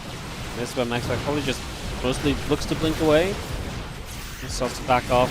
It's going to lose his Immortal, but yeah, he always has a secondary plan. He knows the Zealots are going to be coming into that 4th base, so that starts to take damage immediately here. Zealot onto the 3rd base as well. So, MaxPacks playing well, man. Big warp into the main base to shoot him up in the supply count, and that's going to be a lot of trouble for herO to deal with as well, as the Zealots just go through, pylons, DTs, and everything taking damage. MaxPacks in the front maybe needs to be careful. This little group of units here is not the best on its own. Probably worth, backing away from that already, but yeah, he completely owns the main base of herO right now. Yeah. Yeah, I mean, this is extremely overworthy. It's 88 workers to 52. I think the work count is actually a little bit high on the side of MaxPacks, but it's going to be just fine because he's not even maxing out right now. So as long as he keeps trading, life is going to be good for him. Takes out the main base, takes out a lot of infrastructure there as well. He's going to continue smacking some of these gateways around. Immortals actually might end up dying here against the Zealot DT, because is there any detection nearby enough? I guess there is. They have an observer, but it's not being utilized right now. 2 Immortals will end up falling at the same time. Stalkers at the front, gonna get the kills, and I mean, I'm surprised that herO is staying in. MaxPacks has just been whacking away at this defensive herO for so long. Eventually, it's going to break down, and it's going to be GG's. And MaxPacks takes the opening game of this grand final. Yeah, very cool. Very cool. So game 2 coming up. It is best of 5 in the finals. MaxPacks gets the first game. I think did MaxPacks lose to herO the last couple times they played? I feel like he did. Do you want me to illegal lock it? I'm already doing it. tell you in a sec. Okay. He lost to herO last week in the semifinals of this event, and then he won 2, lost 1. Okay, I thought the herO had beaten MaxPacks a couple of times, but must have just been... Yeah, okay, actually he lost a couple of times in WARDITV Mondays to herO, so that's probably what I'm thinking of. A couple of times in a row. Yeah, it happened twice. Yeah. Yeah. It's not a lot, Jesus, but it's MaxPacks more than really, a really was owning herO for a long time. Yes. Like the I can't believe that people were trying to argue that they were the same, you know? Mm-hmm. I know. During that period. The streak is crazy. That 1, streak 2, of wins. 3, 4, 5, 6, 7, 8, 9, 10, 11, 12, 13, 14. 14 series in a row. Mm-hmm. That includes 1-3-0 against herO Starin, though, so... herO just took a break halfway through, man. He's like, nah, not again. He's actually halfway as well. That's so funny. Hilarious. I remember that series. That was very one-sided. If you want to, of course, directly support our tournaments, then check out the Patreon, where 100% of the pledges go into the tournament prize pools. The Patreon is patreon.com/WARDITV. I forgot. I didn't even think about the fact you get my bot messages as well. Yeah, that's fine. It's important. Important. Yep. Sports tournaments. There will be more to watch. True. Are you going to host some 2v2 tournaments again as well? What about 4v4? I think No. 2v2 is already oversaturated right now. Nah, I'm not hosting 4v4. There's so little interest in 4v4. It's not good. I think it's a mistake. What, 4v4? 4v4. The thing with 4v4 is that maybe it's just too much fun to play. Maybe it's not so good to watch. Yes, Dude, no. 4v4 is way too chaotic to watch Yeah, in any serious manner. probably. You know what happened? Is I accidentally laddered a random team game the other day. And I was like, oh, I'll just cheese or something. But I was having such a good time that then, this was like 2 weeks ago. And then I was like, this actually is pretty fun. So then I just started playing it a bunch by myself. And I was like, I might as well record it. And the boys have been loving it as well. It's been actually great. And I saw that U-Thermal is also doing a crap ton of 2v2. I actually started with 3v3 mainly. 2v2 I think is too... Figured out. No, yeah, well, there's just one guy. And at high level, like the Phoenix is too good. But at 3v3, especially with the random teammates, like weird stuff can happen, you know? I think Go ahead. 3v3 I think is very good. I think so 3v3 too. is good enough to follow without being too chaotic that the 4v4 is. Yeah. There's something beautiful about playing the chaos of 4v4 though. Yeah, I can appreciate that. Yeah, we should play some 4v4 sometimes. Although I actually prefer playing with randoms rather than having people on Discord. Because if you're with randoms, it's more chaotic, you know? Yeah. Yeah. But we still should play. It's really fun. We can play some You'd be 4v4. shocked by how much fun StarCraft actually is when there's no stress at all. Yeah, no, a lot of people mentioned this when I did the Team Liquid map contest team tournaments last year, which is what sparked the other team tournaments to come around. And a bunch of people messaged me, they're like, this is the most fun I've had playing StarCraft in so long. I was like, yeah, because team games have like none of that pressure of the 1v1, right? Like, Yeah. it's completely It's different vibe. so relaxing. Completely without any stress. If something goes wrong, you just blame your teammates. Yeah. You don't even have to tell them, you know? You can. Like, you have the option to flame them, but you don't have to. You can just, like, scream at your screen, and it's fine as well. Like, oh, an idiot. What's he doing, you know? It's phenomenal. I love it. All right. Let's have a look at what's actually going on. We have... Ooh, I like this. Double chrono here on the Stalker. And he's going to follow this up with 2 more Stalkers. I cannot... Wait, what the hell is herO? Oh, herO played Nexus first. Oh. Yeah.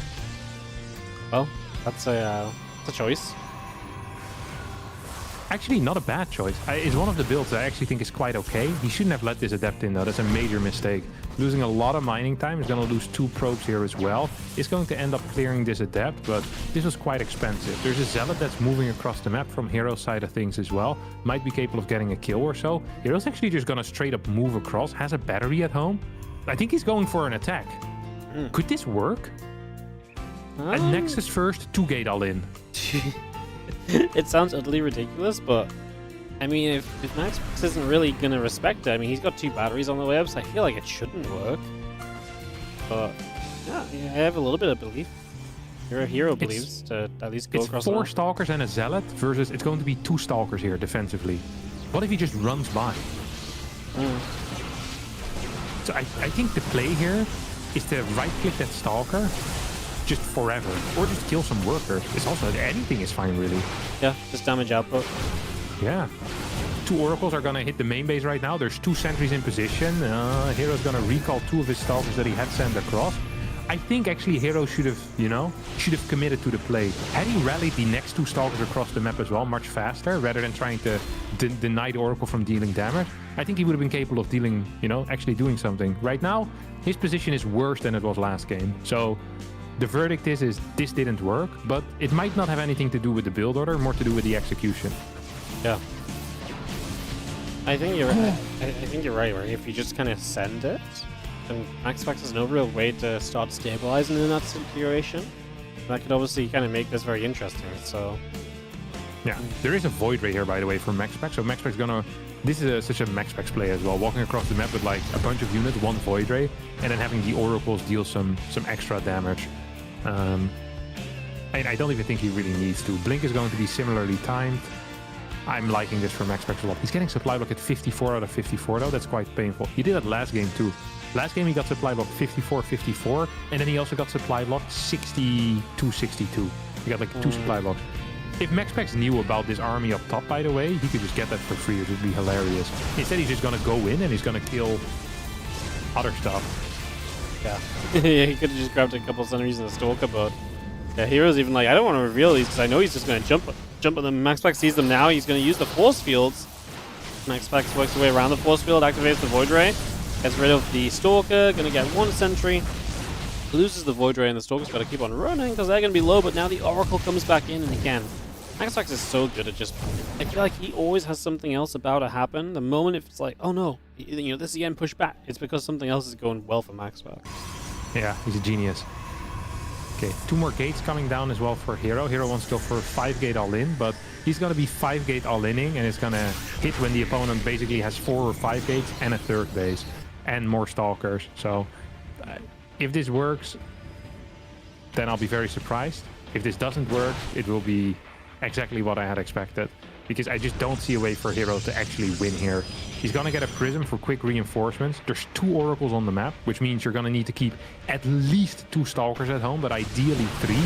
I mean, right now herO is losing in the middle of the map against someone that's up a base. That is not a good look. These stalkers are going to step up, and MaxPacks is going to completely destroy this fight, right? As he's going to keep forcing herO back. A couple more stalkers showing up from herO, but once again, the oracle is in the natural. 6 probes going down. And herO just cannot maintain. You just can't keep enough units coming through when there's that oracle coming back in and dealing damage like this. Now a full stasis ward on the mineral line as well. herO's economy is becoming worse and worse. And again, it was already not looking great. We're going to get rid of the prism. No, we don't. This is the final shot, but it's going to allow herO to get a couple shots off in return. But I mean, the grand scheme of things, MaxPacks is killing it. Looking for a 2-0 lead. Yep, most definitely. 53 workers to 38, 4 gateways against 5, but batteries are there defensively. We still have the oracles that will be capable of coming back in and killing some stuff. Funnily enough, he's actually being outproduced right now because he has 1 less gateway. But as the stalker count is 1 in his favor and he has the batteries there to help out, I don't think this should be much of an issue. He's fighting away from the battery right now, which is a ballsy play as well. You should probably just add like 3 batteries at this point for extra safety. Like, there's really 0 reason not to do that. He has plenty of cash in the bank.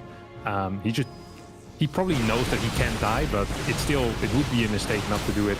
Recharge the battery is definitely the correct call here too. There we go. He's gonna get it, and yeah, this is just an absolute win. Pro pool is there available as well. Oracles meanwhile kill more and more workers, and this will be it. MaxPacks up 2-0 against herO in the best of 5 finals. You know, you asked about different tournaments like 2v2 and stuff. But I tell you what, I did what someone suggested they wanted to put some money into recently. Was okay. I feel like simultaneously love and hate this, is a StarCraft 2 Seniors Cup. So it's only for people above a certain age. How old? Like 28 was the suggestion. Above 28? Yeah, above 28 apparently is the old line. I thought seniors as in like plus 50. No, no, literally like basically like the old pros is what the suggestion was. Old pros. All right. Yeah. I mean, I'm down. I thought I'm an you'd old be, pro now. I was gonna say I thought you'd be down because you'd get to play, but you might not love being called a senior. No, I don't mind that. That's fine. They can call me a senior if they want. These hands, they're still quick enough. Still quick enough. Yeah, take them out. Yeah, I thought it was a fun idea. Easy wins this mana. Hey, you can read everything in my chat. Dude, we reached 2K viewers. Yeah. Well done. We're nuts. Yeah, we're the best. We're basically unstoppable. I'm telling you, this is the future of streaming. We should always be together.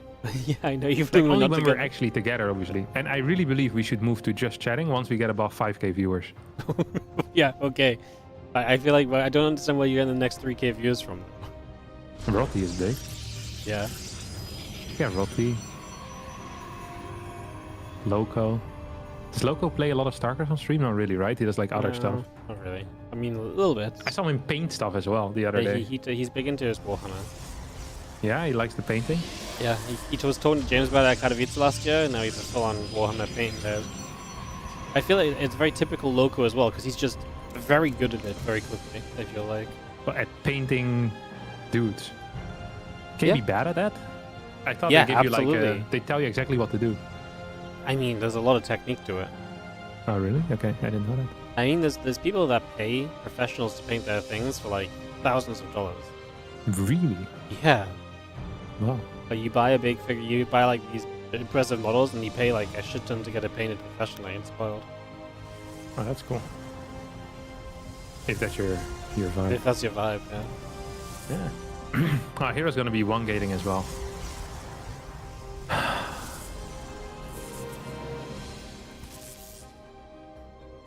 There's certain things that I really like that hero does, you know? Like here right now, is that he's just attacking that probe, and MaxPacks actually is believing it, you know, he's buying it. That this is like an actual expand build. Like, or that he really wanted it down right now. Like, don't get me wrong, I'm sure that hero would have cancelled his zealot to build it, but it's also like, you know, hero does do that. He also hasn't scouted, by the way. So he's like, he's absolutely playing the player here, like big time. Big time, big time. Zealot is staying high ground, which I also love, because that's going to force out another pylon block. Yeah, and then you show it. Another 25 minerals down the drain. Well done.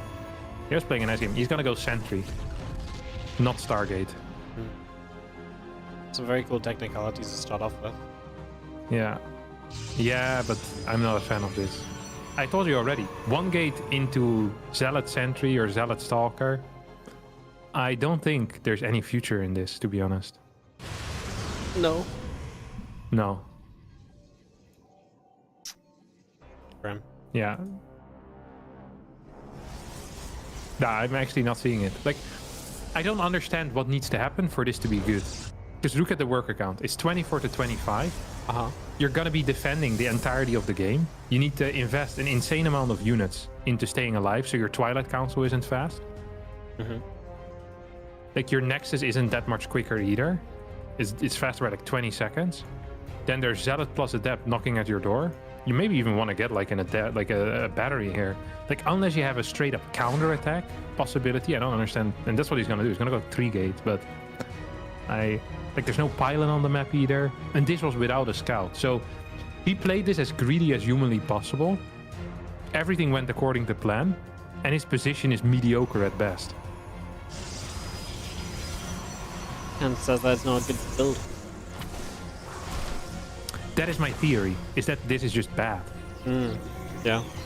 But I'm curious to see what hero's gonna do. Because if he loses no workers at all, like, it is not awful. It is playable-ish, you know? Like it's gonna be down 3-4 workers because of the no scout and slightly faster Nexus. He's dealing with the Zealot Adept. I'm scared of the second Oracle, though, if I'm being real honest. We have this group of units of MaxPacks spoken around. It's going to stay at the front. Obviously, Oracle comes into the main. It's just going to drop a Revelation. MaxPacks is moving so aggressively forward with what feels like nothing, but it's just because this Oracle can get in. And then you get 3 probes, and Forceful comes down. There's Zealot falls. This Adept is going to go down too, I think. And then the Oracle comes back in again because you've chased too far to get the Adept. Cheers. Oh, the one in the main, I think, wanted to throw down a stasis, or he forgot to use it. But they had an opportunity to get like 3-4 kills, and he didn't get it. Yeah, this early game went very well for MaxPacks once more. His blink is also insanely fast, like insanely quick compared to his opponent, because his opponent is also going for a robo here. So it's going to be +1 robo, maybe even go for 4 gas. You know, that's actually kind of a cute move, because then you're playing a not synchronized. Demirrored? Unmirrored? What would you call that? Unsymmetrical? What's the opposite of symmetrical?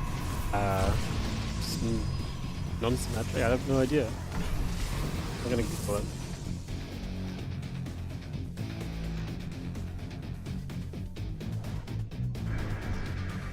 Just opposite. I have no idea. The opposite of symmetrical, alright? No. How can you not manage to Google it? That's my question. Because I typed in opposite of symmetrical, it just says opposite.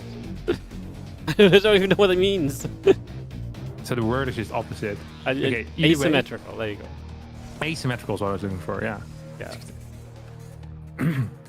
Either way, it's you create like some difference between the two players. So then even if you're behind in certain ways, at least if you're ahead in like upgrades, that means something. So I kind of like the mindset here. But if you lose 7 workers in the first like 4 minutes, it is generally a very, very bad thing to happen to you. It's also going to lose 2 sentries here. That Immortal is a fake, and I think MaxPacks has realized it at this point. So MaxPacks is going to get another Stalker kill as well. Oracle comes into the natural, is going to get like 5, 6, 7 more kills. Like, this is game over, dude. MaxPacks is on a rampage today. Because he's eating Korean Protoss players for breakfast. Actually, lunch. Yeah. He really just keeps killing them. like he just keeps on, he just comes in, he puts some pressure in, he forces the units to move forward, and boom, the Oracle shows up and kills another 3 workers. Here it is again. Oh, this time he made a mistake. He went too far forward with it. So he actually loses the Oracle, but he's done so much good with it, and at this point he's obviously in a very good position. Just blinking back for efficiency. Stasis ward catches, so now you can overwhelm the units that do not get stasis warded. And MaxPacks is looking to claim a 3-0. Absolutely. 90 supply to 68, 57 workers to 43. The only thing he's down in is the upgrades. He's going to be on 2 upgrades at some point, actually, but I don't think it really matters if there's no units. With those upgrades, 1 Immortal is going to be popping out, but 12 workers, 13 workers are falling. You have charge on the way already as well. Really, all that MaxPacks needs to do is go up to 8 or 10 gates. He's getting a 4th base. I mean, this is just mocking herO at this point, right? Yeah. GG gets called. MaxPacks, absolutely dominant performance here in the WARDITV Open. What a game, Wardo. What a game. Wow. MaxPacks gets another win. And he chases down Clem's record. Very important, no? Yeah, it does, actually. Yeah? He's equal with Clem. What are you going to do right now, Wardy? I'm going to stream the thingy. The OSC Cup. Okay, it's going to start instantly? Yes. Okay, sick. I'll host you then. Sweet. Thanks for the duo stream, man. Yeah, we'll we'll duo stream again next time. Are you casting Are you casting any of the other things this week? Sorry? Are you casting anything else this week? Like, are you doing any of the other cups? Of the other cups? Like Leo and Master Colosseum stuff? They kicked me out of the lobby a couple of times on Leo. They did? They didn't let you? Well, they let me in once, and then they said it's full next time. It's full? Yeah. It does get pretty full, because it's like 7 English streams already. Yeah, but I would like to be in there, you know? Yeah. I'm one of the good guys, Wardy. Yeah. All right. Tough. I'll see you later, buddy. I'll see you later. I don't know how to turn off this. Actually, it'll figure itself out once I go offline. Sure. I've got it. I can hang up. I can end the stream together. So. Okay, bye. you do that. All right. See you later, buddy. Bye. Bye bye. Okay. Alright, guys. So that is the WARDITV Mondays. Pretty quick one today. I won't complain because we've got a bunch more StarCraft still to get through. We're going to be moving on over to the OSC Championship bracket. So, I'm just going to take a couple moments to get this set up and everything. From my hustle stream. I'm just going to go to a break screen. On YouTube, we are going to swap the YouTube from the current live stream to a new one. Because it's better for us if we send you guys to a new stream when we start a new event. Don't ask. I don't know. That's just how it works, is what I've been told is good. So I'm going to set up a new event on YouTube. You guys will, when the stream goes offline on YouTube in a few minutes, you should get redirected directly to the other event. Otherwise, just check out the channel. You will see the new live stream. So you guys can check that out. And, yeah, we'll be back in a few moments. I'll just take a break to get everything set up. And we have 5 best of 5s coming up in the form of Young Yakov versus Skillus. The winner plays Nikorakt. Nightmare versus Rebellion. Pure versus Creator, and the winner of those 2 series play each other in Series 5. So that's what's coming up in just a few moments. We'll get into that very shortly, and I'll see you guys very soon for some OSC Championship action. Like I say, just come straight back after this. Just give me a chance to get everything set up.